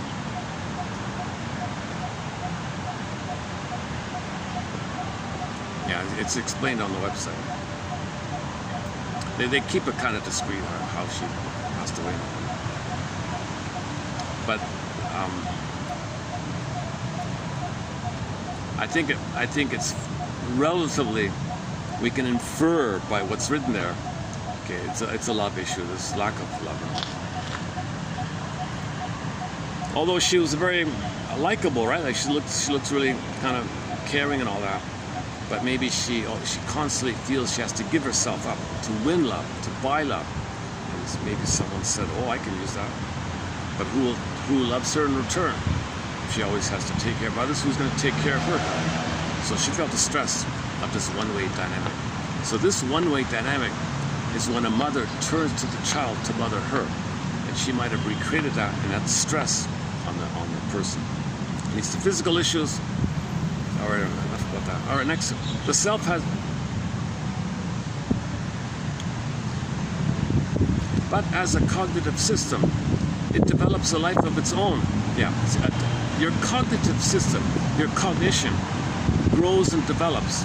So your sense of self, so you advance, you develop something new, right? The old way dies, and you have a new you, it rebirths all the time. That when the old narcissist dies, that's the drop of blood motif in the fairy tale discussed yesterday. Let's not do it again here. In the fairy tale, you want like a new self. So you're able to have new self. You're you, but you're like a new improved you kind of thing. And you feel more, and you know more, you understand more. You have more gifts to express, more treasures to express. Remember the dwarves in Snow White are mining up. They're mining up the gems. You want this mining up of gems. Okay? They were miners, right? They mined up the gold, bring it up. So that's your gifts like that. So you want this renewal. You're always renewed every time the dwarf brings up some gold, right? Metaphor means unconscious, something unknown about you. Now you know it, and it can make it a part of you again. Sometimes referred to as the fishing motif, the rampion, the radish, Rapunzel, all that. But as a cognitive system, it develops life of its own and becomes more complex as additional information and meanings are included through experience. Yeah. See, your sense of self becomes more complex as additional information. Okay, get 1001 Windmills of the Mind and give it to all the students. It's additional information. It's not some cynical, subliminal brainwashing to hurt people. It's helpful, self-enriching information, right? Not hurting people information. It's helping people information. So I say bring somebody up there, have a change of heart, and give people 1001 Windmills of the Mind, help people grow and heal and love and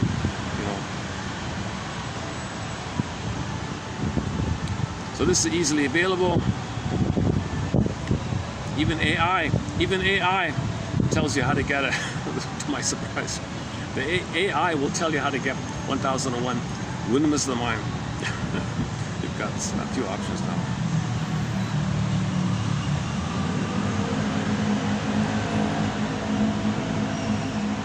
From birth on, a person participates in an implicit dialogue of meaning with his social environment, and the self becomes a repository of ever-expanding, complex, and often contradictory reference. Not only the experience with anxiety in early interpersonal relations, but all of living contributes explicitly or implicitly information about self, others, and the nature of relationships. A person experiences meaning in his interaction with others. Ubuntu, right? A person experiences meaning. I am because we interact, and I am because we are. Because we interact, I know myself more. A person experiences meaning in his interaction with others, not in a power over narcissistic, I shame you, so I feel I can take refuge in infantile megalomania. You play my soul, shame you, and I play the mother, so I feel the power. Not the Faustian deal thing.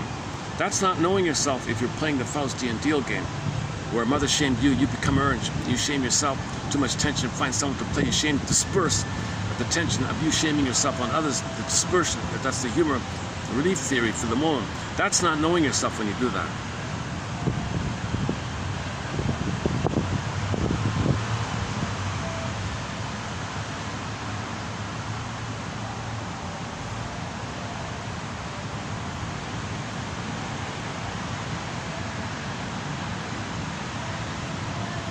Okay. Where are we here? For birth, we did the. I wish I could print these. It's better if I print it on paper. My phone keeps scrolling on me here. Where are we here? Not only the experience.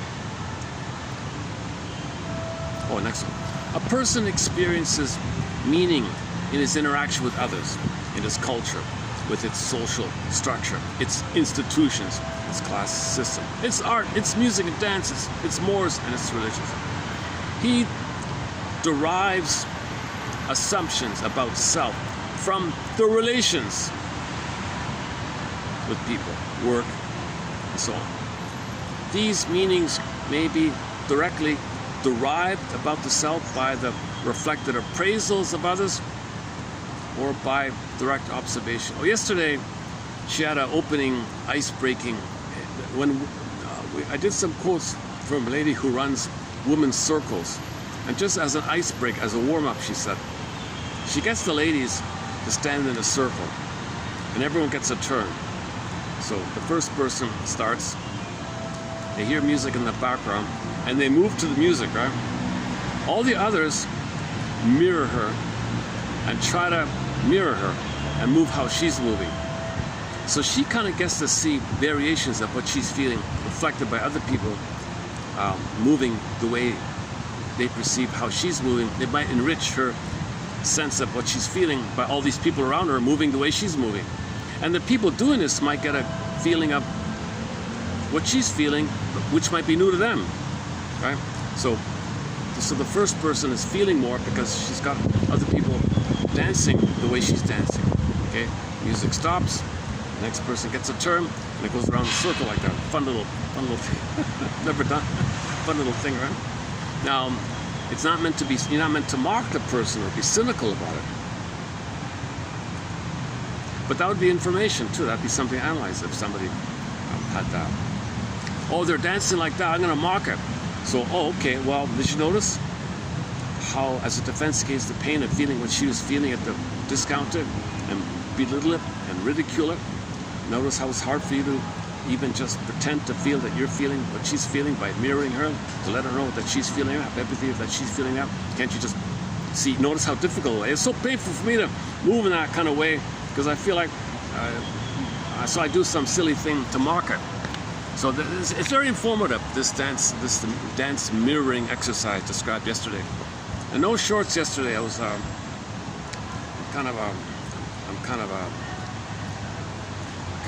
got a bit of a backlog here. I'm still trying to catch up here. So I don't post shorts for every video, but I try to post as many as I can. Even this one might not have any shorts, I'm not sure.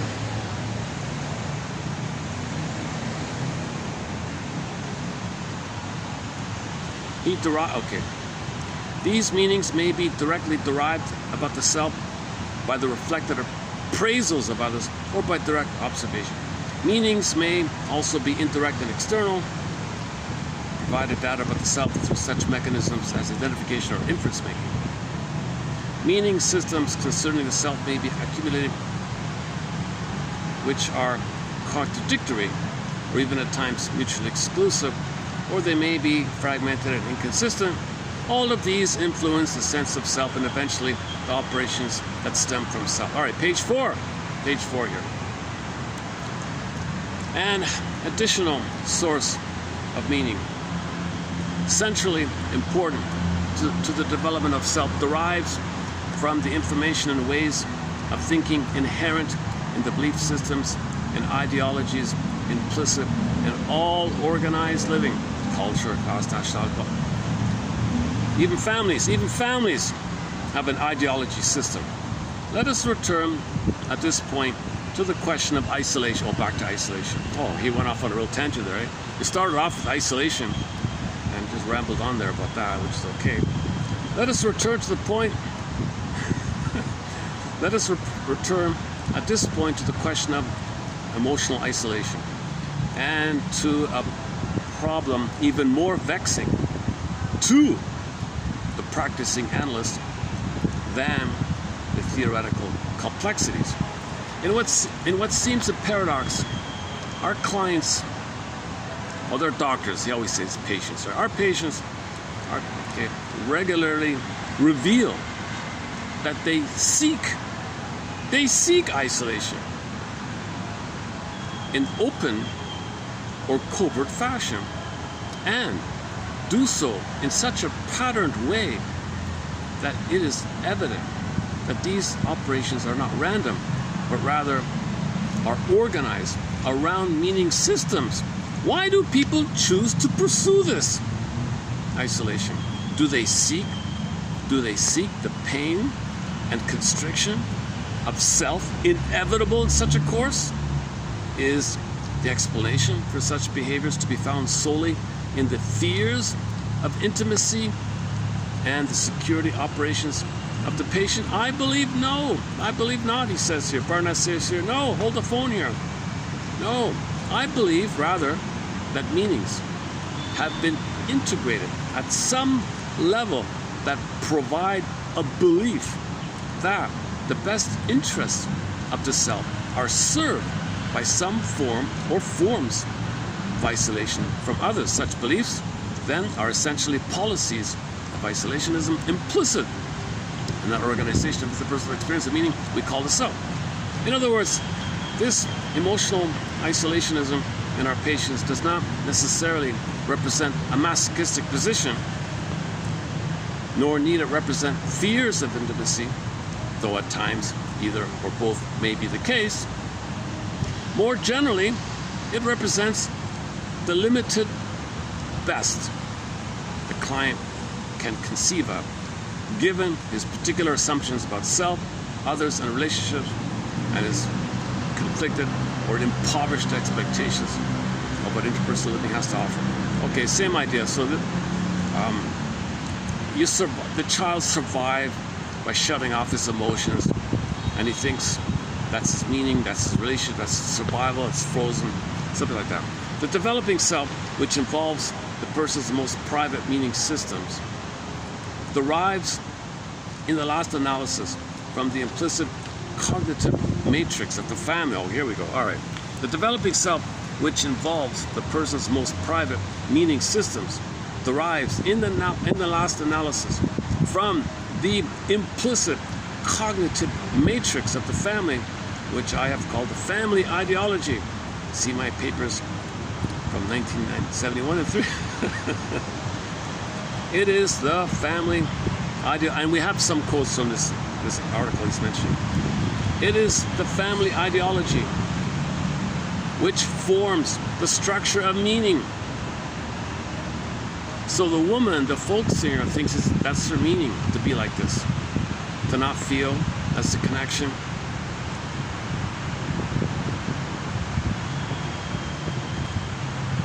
Not feeling is the connection. That's the family ideology, the family religion. That's the meaning. The family religion. Don't feel. Yeah, something like that, right?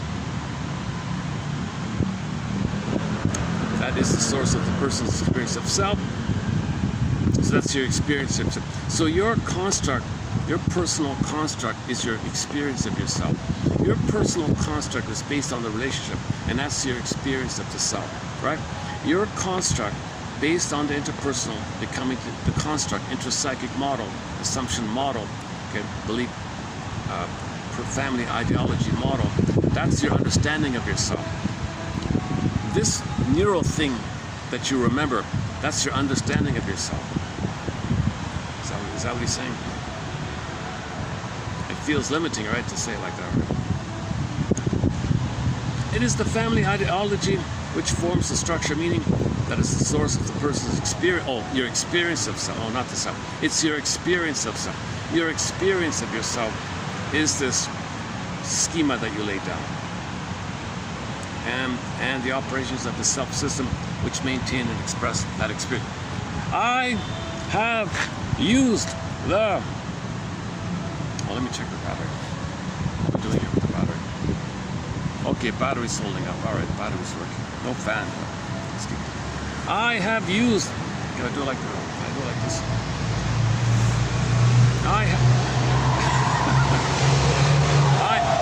Yes, I'm getting a workout here. They call it isometric. I have... Is that right? I have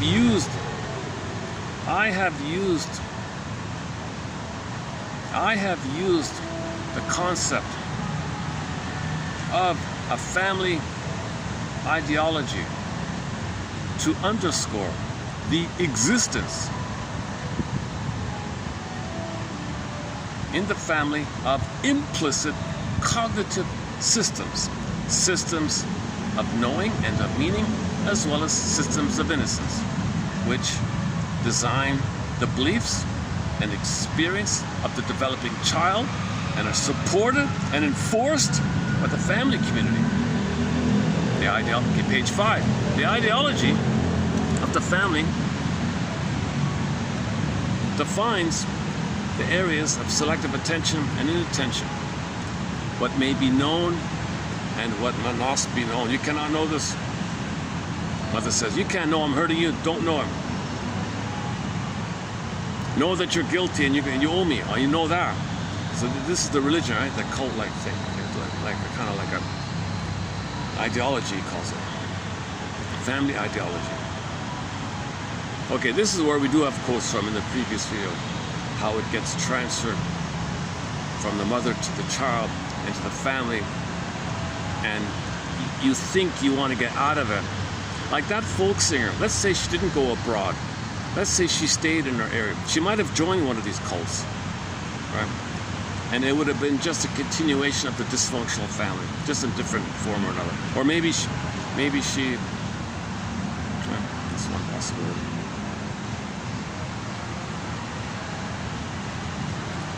The ideology of the family defines the areas of selective attention and inattention, what may be known and what must not be known by its members. It defines the private, shared definitions of experience, the values, preferences, aversions, which form the assumptions of its members.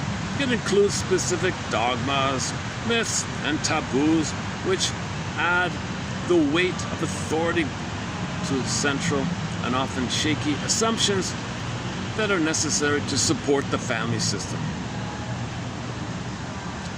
It designs the roles of those within the family in terms of functions necessary for the maintenance of the system.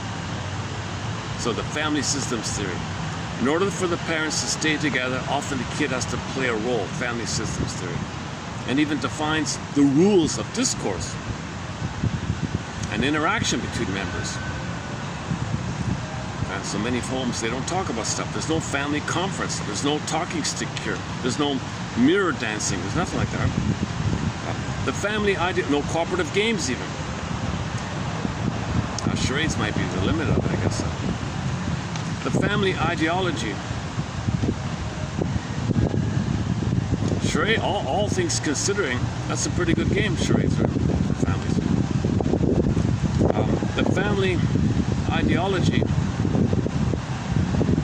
Carol Burnett, there's a funny clip about that on the Carol Burnett show.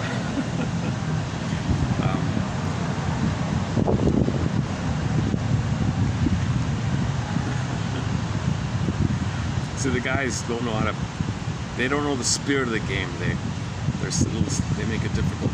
They sabotage it. Okay. The family ideology.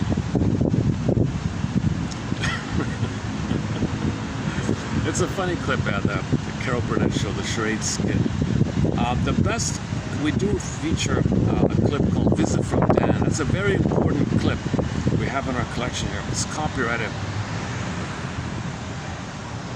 I don't remember if it's copyrighted, but I tried to play it. Look up Visit from Dan, the Carol Burnett show, where Carol Burnett plays Eunice, who gets dumped by her husband for the waitress, and what happens there. We use it in the context of grief, in the context of narcissism.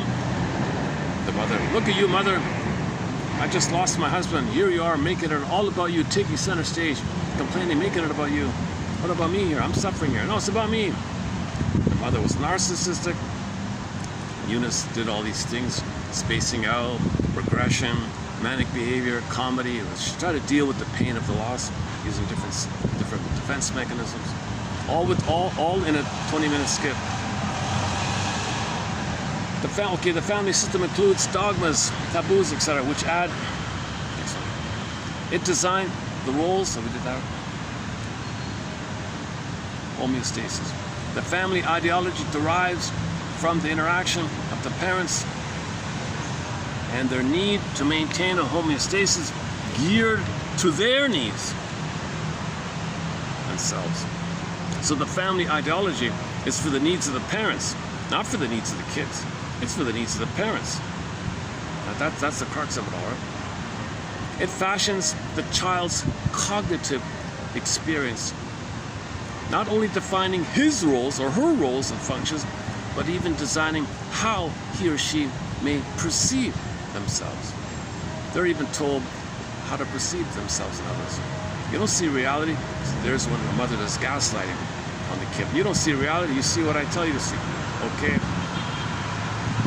Its special importance lies in the fact that it is the bridge over which personal and cultural belief systems have their confluent impact on the individual.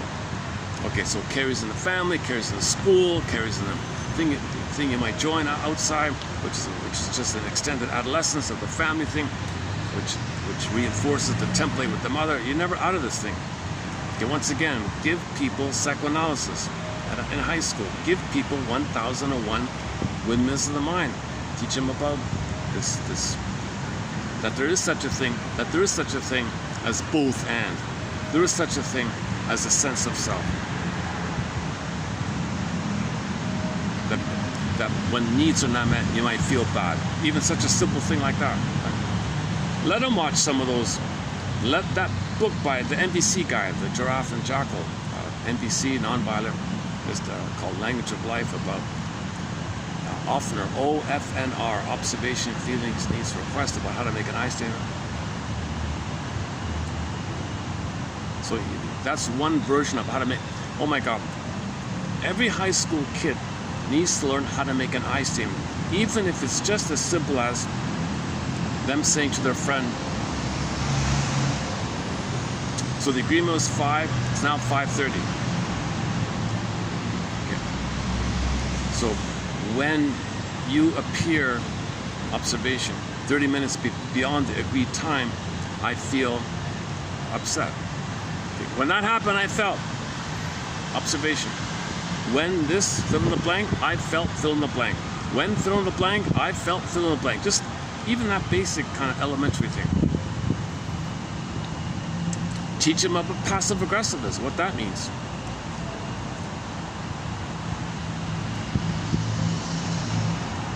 just looking at the bird here.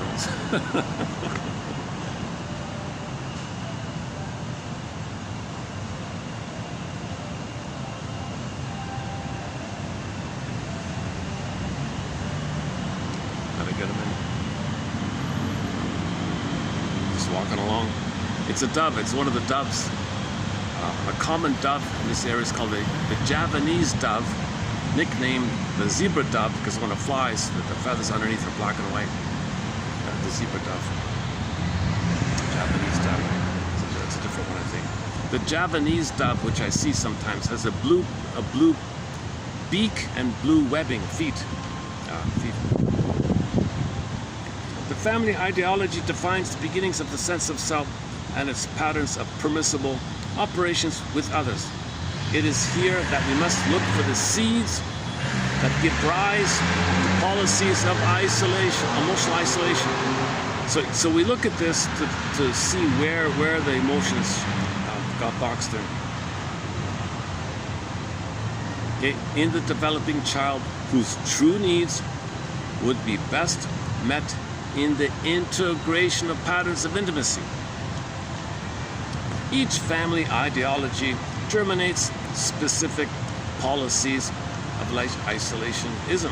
In a general sense, these policies derive from the information introduced into the needs, roles, and relationships within the family. I was just thinking, this is not his best article.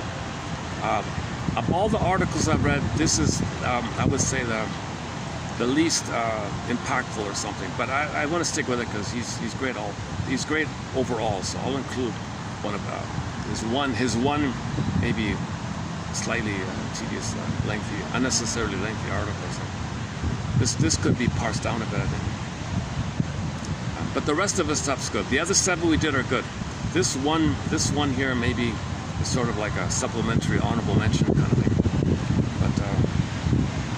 But I want to focus on. But he focuses on this isolation of affect. While you're relating, your emotions are isolated. Versus the schizoid who has emotions and self, but they're not relating. What a difference, eh? They're not relating, but they have emotions and self. Whereas people are relating, and they have no self and emotions. Right? People seem shallow. Maybe you say, where are you? Where are you in there? Somebody in there? Hello? Different degrees of this. Now, different personalities can have this isolation of affect. So this is a trait that can be with various different types of neurotics. Not all neurotics will have this. It could be with other more troublesome personalities. Of course, when you get into the psychopathic area, of course they have isolation of affect. Absolutely. And, that's pretty much a given at the extreme. But just because somebody has isolation of affect, doesn't mean they're harmful. Or LGB or whatever. Alcohol or something. It doesn't mean other things. So this is like kind of like a trait or a feature or characteristic that's included in a wide variety of personality styles.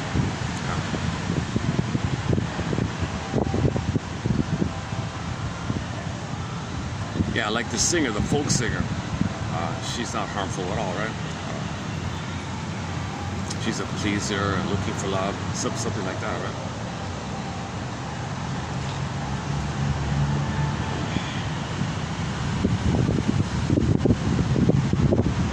Maybe it was comfortable where she went, right? Cafes, the music scene, the music clubs or something. And maybe she got sucked into that kind of world or something. There's let's see.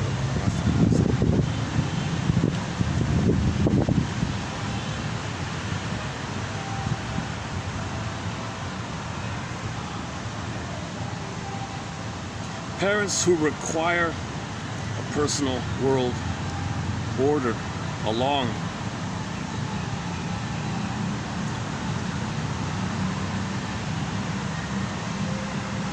the mother, like using the child to meet her needs, kind of thing. exploitation, let's say. Those who need to deny the existence of needs, those who see human warmth as weakness, oh boy, those who view pleasurable, like they're going to be punished or something, those who require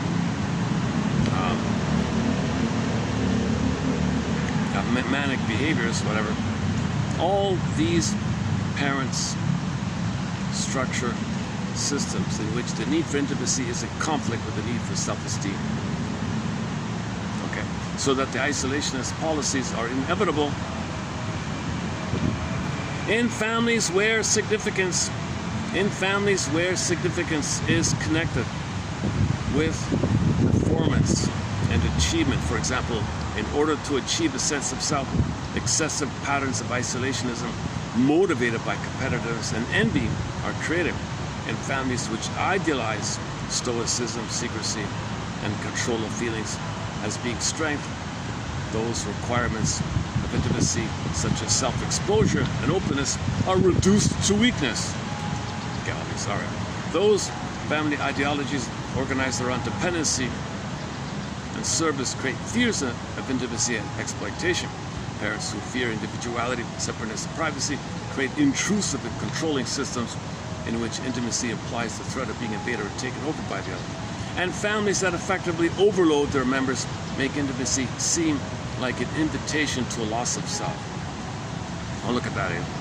So some families give the message, oh, you want to show an emotion, you lose yourself. So they go through life, don't show emotion, don't show emotion. They've already think they don't want to lose themselves, but they've already lost themselves. So don't show emotion.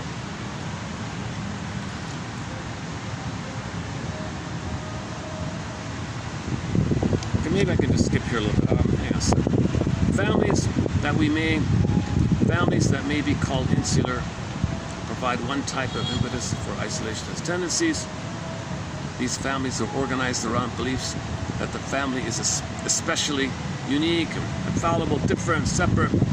Yeah, our family, we're the inside, we know it all, we're special, we know it all. The world doesn't know, we know, like this, us, this in, out, we against the world belief system, quote unquote, usually evolves from especially insecure parents who hope thereby to increase family solidarity. It varies from other milder forms of isolation to the severe forms of isolation seen in certain rather paranoid families where suspiciousness and fear are the dominant feeling tones about that extra familial environment.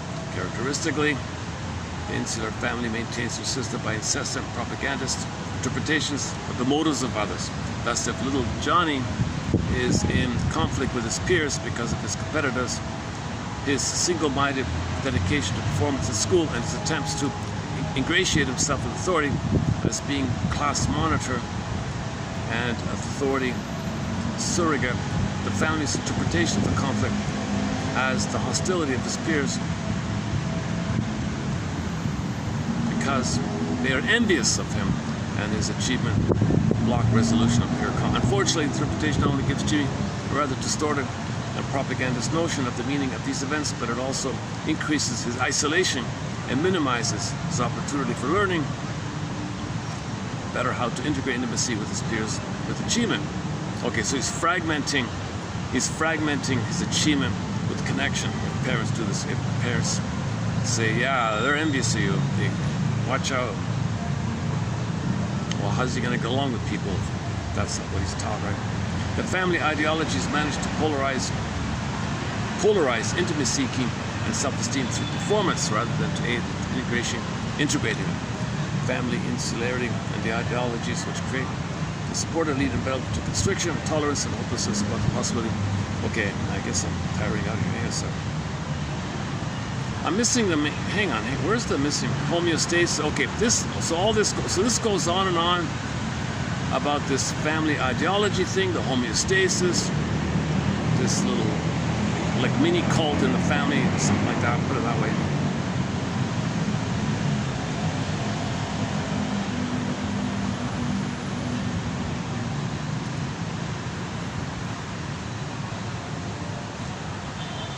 Certain family ideologies minimize or even abort individuality. Yeah.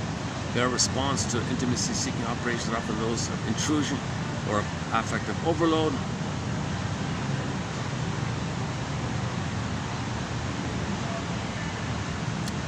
For example, narcissism. Narcissism is a good example of emotional isolation. Narcissism. Obviously, narcissism is a substitute for real self and feeling. So obviously, narcissism is an example of isolation of affect, where your narcissistic false self is a substitute for a real esteem, real creative identity, real feeling and identity. This shell-like thing. You made this made-up thing where you're special and all that stuff. Okay, that kind of goes on. Maybe I'll just leave. Okay, can I just leave it there? Yeah. Okay, there's more to it. Let's just jump to near the end here. A pattern of isolationism related to that of conventionalizationism. Conventionalization of experience, but worth separate consideration, is that of pseudo-intimacy. Pseudo-intimacy is a form of relatedness in which the person assumes intimate relatedness with the other because some component aspect of intimacy exists, but actually excludes the possibility of integrating real intimacy covering many areas of the whole person. Okay, so there may be promiscuity, maybe they're in the same workplace, or there's some kind of pseudo-intimacy thing going on in some form or another. Common to all of these, okay, is the exclusion of knowledge, sharing, or mutual fulfillment of needs, except in this narrow thing. Pseudo-intimacy derives both from the classical intrapsychic mechanism of isolation of affect, from ideation, and from family patterns of pseudo-mutuality described by Wade et al. 58.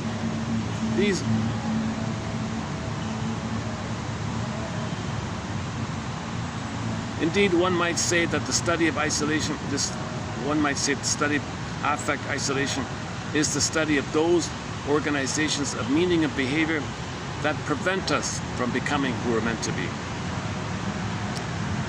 So, yeah, okay, so this topic here, as vague as it is, it's the topic about being fully human, he says. I feel, therefore I am.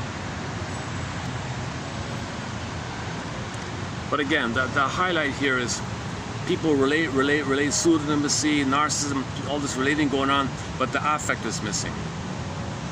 Versus people who don't relate, kind of maybe they're on their own like that, but they have some, maybe they paint or they're introverted or something, to do things on their own, have limited contact, but they have some recognition of themselves like that.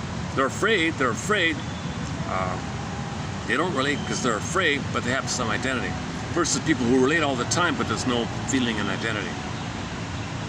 Yeah, think about that. Think about people who relate all the time, the social butterfly one, but there's no connecting. In one version of the BPD version of this is the person can pretend that they are the other person. 5 minutes later, they're the next person. They're empty inside, so they can be the other person for a minute. Called identity diffusion. They have no identity, so they can diffuse and pretend to be the other person. 5 minutes later, they'll be the other person. And they might even say to the person that they feel and think and said what they just said. They said it. It's kind of crazy, man. So this topic would definitely apply as a trait of the BPD phenomenon. A trait within the BPD phenomenon called identity diffusion, which is mainly one of the key things with BPD is.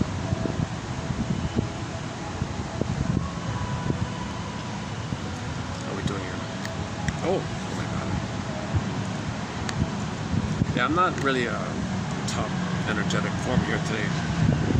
But I want to post the quotes. I want to get these quotes out. I want to discuss the song. I wanted to get that song out and with this article here.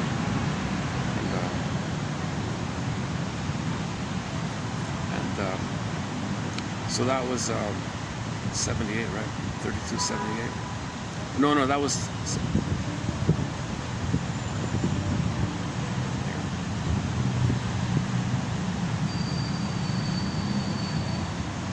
Sorry, we're posting below today 3260, right? Okay, the first ones are pretty good. I've done these already in the previous video. I've discussed these. These are some good quotes. If this discussion wasn't too helpful, check out the quotes in this video here. The first one begins with, "When life dealt me another bad hand." When life dealt me another bad hand. Did it? Really? Repetition compulsion. We recreate, therefore we're disappointed, hoping for a better past. You cannot get a better past, recreating the past in new edition form, hope for a better past. So you're disappointed. Life dealt me another bad hand. Did it? No, you recreated this. Okay, it goes on.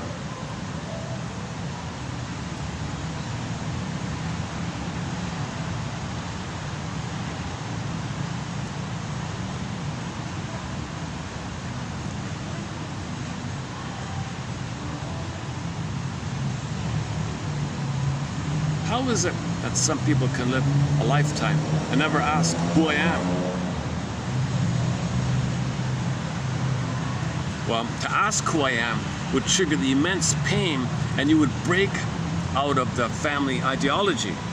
That means you'd have to feel the feeling that you couldn't have felt back then. Now feel what you couldn't have felt. Are you willing to do that? Are you willing to now feel what you couldn't have felt? Because now you're going to have to die, quote unquote, die to that old way. That's the blood drop idea in the fairy tale, and have a new life. Rebirth motif. Reclaim yourself. Find yourself. Virgin birth. Yesterday's topic about the birth. She also has it there about the virgin birth. You know, yesterday's quotes were good. Yesterday, that was pretty good by Miss Shivy, right? Marlene Shivy, one of Marion Woodman's students. I took a peek at her website. Oh my God. I'm sorry to say this, but there's a bit of a money thing involved here. She's not an analyst. She's not Marion Woodman.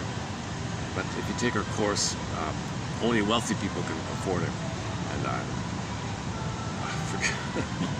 So I don't know. Has it come to that? If anybody seeks self-improvement, only the wealthy can get some little bits about it. So 1001 Windmills of Mind really is a great resource. You know, a lot of the quotes in the collection you might not find anymore because some books are getting withdrawn, removed, unavailable. Now luckily some books are being added, the new ones are being uploaded, some are being withdrawn, that kind of thing. It's a little mishmash like that.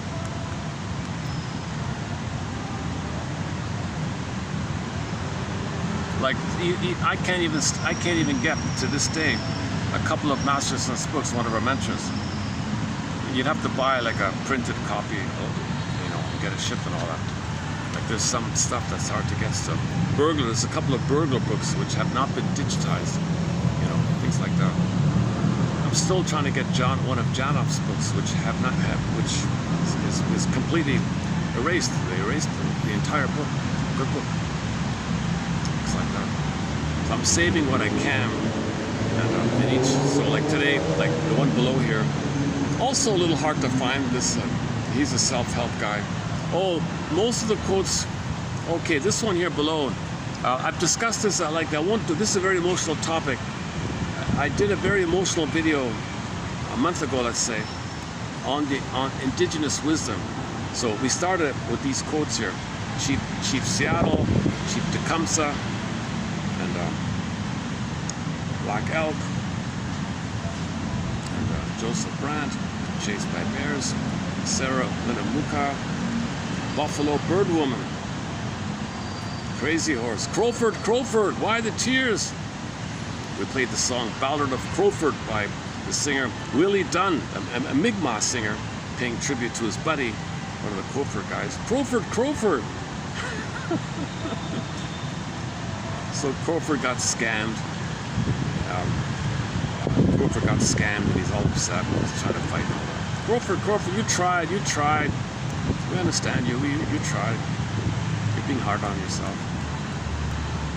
We all suffered from this. Crawford. Somebody said, he doesn't sound like Johnny Cash. Johnny Cash sounds like him. Willie Dunn, double N, Willie Dunn. He sings Son of the Sun, Ballad of Crawford, Children of the World, Louis Riel, another indigenous hero. So we have a new thread to our collection called Indigenous Wisdom, and based on a book called Native American Quotes. Very good book, Native American Quotes by Miss Faulkner. She did a good job. She's got some great quotes in there, and all of these are from that book of hers, Miss Faulkner. I forgot her first name. Okay, I think I start to wind down here. I wasn't really gonna do a video today, but then that song came up. That song, and then I found this other article. Okay, I've got enough material. I need a bit of a break, but let's do a video here. It's Monday. Oh, it's Monday. Oh, I gotta come up. It's Monday. It's less busy here when it's not Mondays. So all these factors made me realize that it might not be one of my better videos due to slight fatigue here. But anyways, I want to get the quotes out.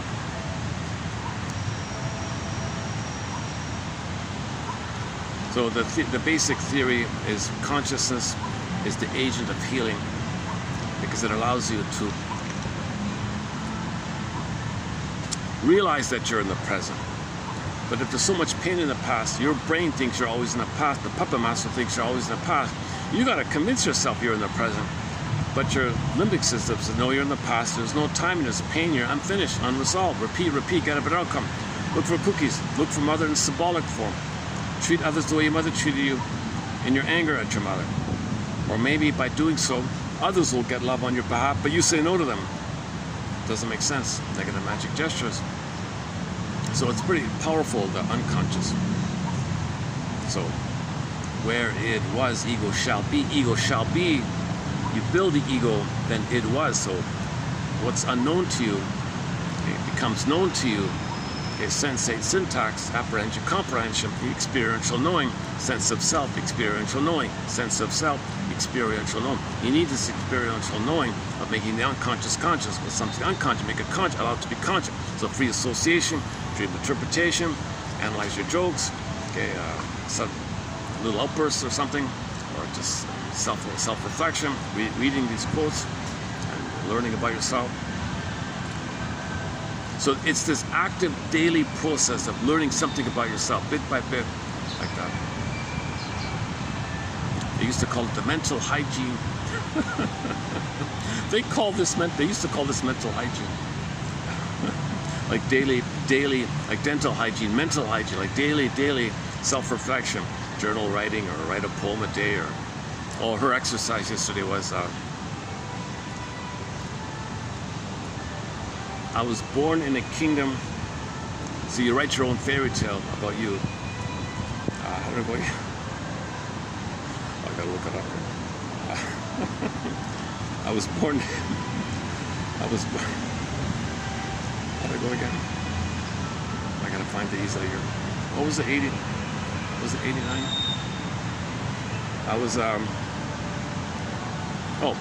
I was born into the kingdom of. So you describe your parents.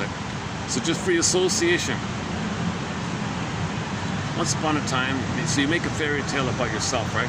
Write your own fairy tale starting with, and it came to pass that. Once upon a time, a wise old woman sat down at an old oak desk to write.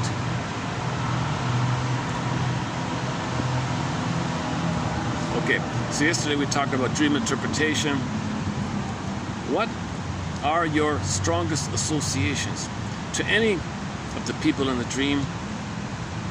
If I look at this dream as the story of my life, what is the most important truth it tells? Give the dream your title. So that's called the theme. So that construct we're talking about, that's going to come to you in your dreams in the form of a regular recurring theme. What you're trying to feel. Okay, a little bit about yin and yang. Oh, the dancing one. Oh, we did that one already. Projection. Some quotes by Merriam-Woodman. Oh yeah. I have found that individuals tend to repeat the pattern of their own actual birth every time life requires them to move into a new land of awareness. Maybe that folk singer had a very hard, difficult birth, and she went to a new place, and it's triggering the fears of the birth. Maybe she had a very difficult birth. So you got to find out about your birth. What can I know? What do I know about my birth process? So Woodman says, find out about your birth. See whatever. Do some research. Don't lie. Your mother might lie. I did nothing wrong. Don't blame me. Not my fault. No, that's okay. It's okay. I'm not blaming you. I want to heal. Tell me the truth. Come on. How long was I separated from him? When was the cord separated? Like how long was I still with the cord when I came out? Was there birth trauma or procedure? Did you take epidurals? Like find out the whole thing. Was I kicking inside? You know, things like that. Because the extremity of the transition from the water world to the land world. Okay, so later when there's like transitions or moves or new things, it might trigger this kind of thing, and you get all the old anxieties triggered up. That's your theory. Oh, the obesity one. Yeah. So it's about self-protection. So her theory is that some women transfer the dangerous mother onto the world. Therefore, they want to be obese to protect themselves from the world, i.e. the mother and the mind. So you got a mother and a mind. Okay. You see, okay, you distort, parataxic distortion. You see based on this thing you remember. So you distort, cherry pick, wrench, twist, fit, twist. Okay, select. Selective attention, selective inattention. Make yourself believe that the world is your dangerous mother. Oh my God, the world's my dangerous mother. You see it that way because in your mind, your mother was dangerous. So you want to protect yourself from your mother. You want to protect yourself from the world. Well, one way to do so is obesity. So she had a lot of weight as like a buffer idea. So she was helping women with eating disorders. Woodman described the overweight woman's body as a defense against the world. Oh, back to the ritual, yeah. Ritualistic behavior is a way to keep emotions at bay. If you're doing OCD-ism, you're not going to feel. Obsessive thinking is not true thinking. True thinking can lead to feeling. Obsessive OCD thinking is a defense against real thinking, because real thinking, true thinking, would link things, and if you link things, you might get a feeling. If you don't want the feeling, don't link. Obsessive fragments your thinking. That's why obsessives can't see the forest for the trees. They don't know the main idea of a story. They don't know the main message. They don't know the spirit of something. They just obsess about some detail. Have I abandoned the child in me in order to please those around me? Maybe that I think that folk singer might have been like that. Should we play her other song? She has a fun. What's it called again? The I Love You's. Her main hit. The closest thing she had to a hit. They said it was number 5 on the charts or something over there. The only thing that made the charts list is maybe Lucy Stemel, S-T-E-Y, and then M-E-L, and it's called the I Love Yous or something. I Love Yous. What's it called again? I Love Yous. That's a fun little song. Let's see. Is that it? Give me a second. Oh, there, yeah. Okay, there it is. This is the closest thing she had a hit here to one of the music programs in the Netherlands. This might get copyrighted. Oh my God, yeah. Oh, this will probably be copyrighted. Give it a try anyways. Let's give it a try. Wait for the ad. Wait for the ad. Hold on. Man, oh man, you gotta protect yourself from these dangerous images that are always throwing at you. There's an attack on your soul with these images.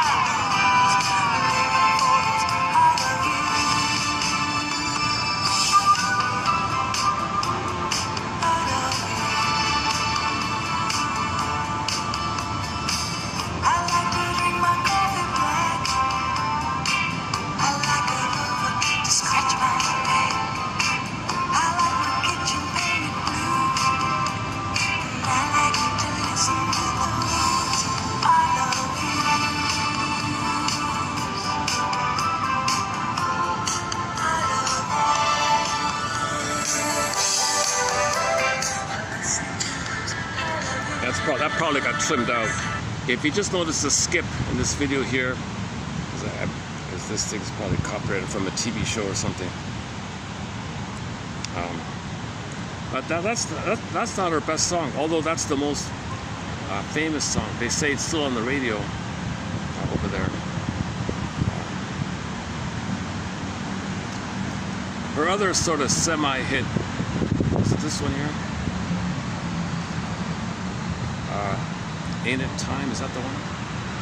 This might be it here. Another one of her almost hits was this one, I think. Oh.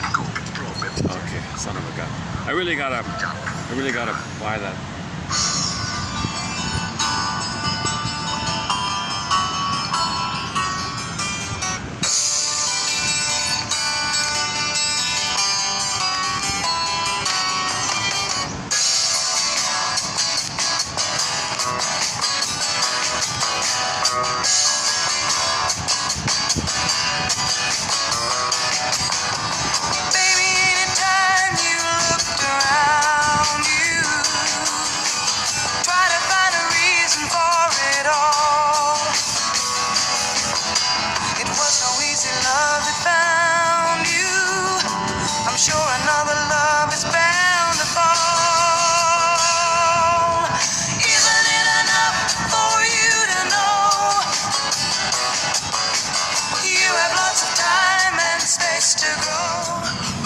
Oh, I'm reminded of something. Hang on a sec. Somebody posted like a bootleg live, hang on a sec, on her fan page or something. Somebody posted let's see if I can find it. Tribute website. Somebody posted an audio of a live concert, but I don't think it's one of her official songs. I guess. But it was pretty good. It was pretty. Yeah, so let's play this one. Yeah, okay. Okay. Her buddy opens up. Oh yeah. Okay. Her buddy. A guitarist plays the first part. Maybe 3 minutes long. So you'll hear a very good guitar work, and then she sings a song called whatever it's called here. Oh, you're so sweet. Oh, you're so sweet. Okay. Okay. So it opens up with an instrumental called "Warm and Windy" by some guitarist guy, and after that, there's that Lucy is singing. You're so sweet. You're so sweet. So there's two songs here, and maybe I'll wrap it up when it ends. Yeah, maybe when these two songs end. So a total of 6 minutes, is it? Yeah. So what is it? 6 minutes. Okay, so this is six and a half minutes. Okay, when this ends, I'll hit the stop button.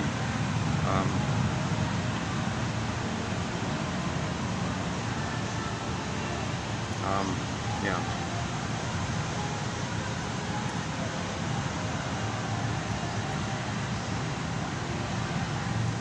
So the self-reflection idea based on Barnett's topic is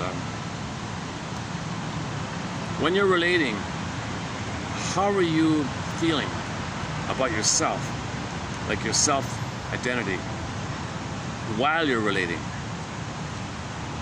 Like during your relating, notice the link between your affect and sense of self. People coming in. Oh, good timing. Yeah. Okay, and then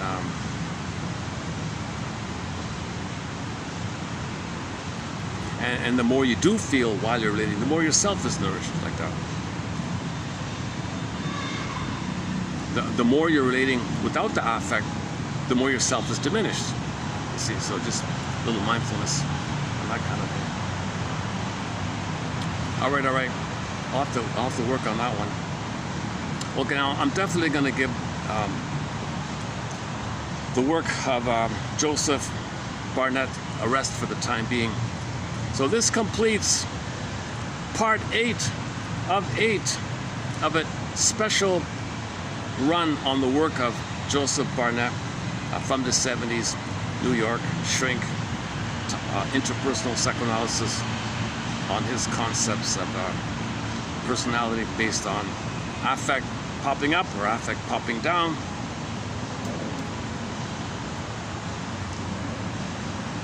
Focusing on the popping down one of the obsessive area, the popping up one, the hysteric area. And we want to link the two, the affect and the ideas, links it up in experiential knowing called cognition.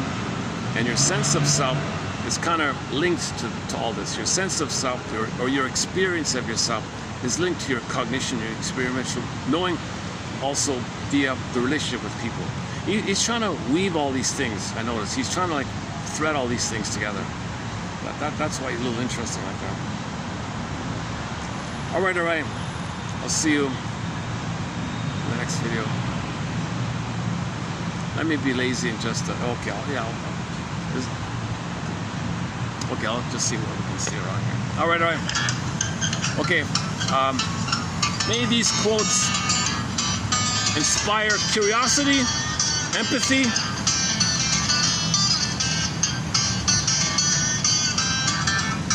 may these quotes raise consciousness, self-awareness,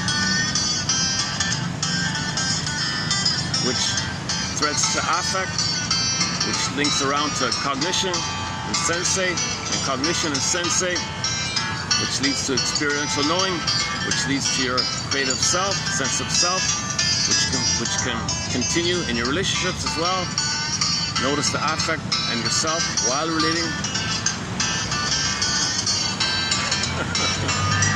I see, it's a fun kind of a... Yeah, that's pretty good, eh?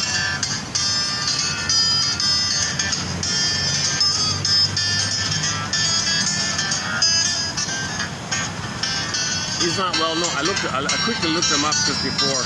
He's got one album of guitar work, almost no views.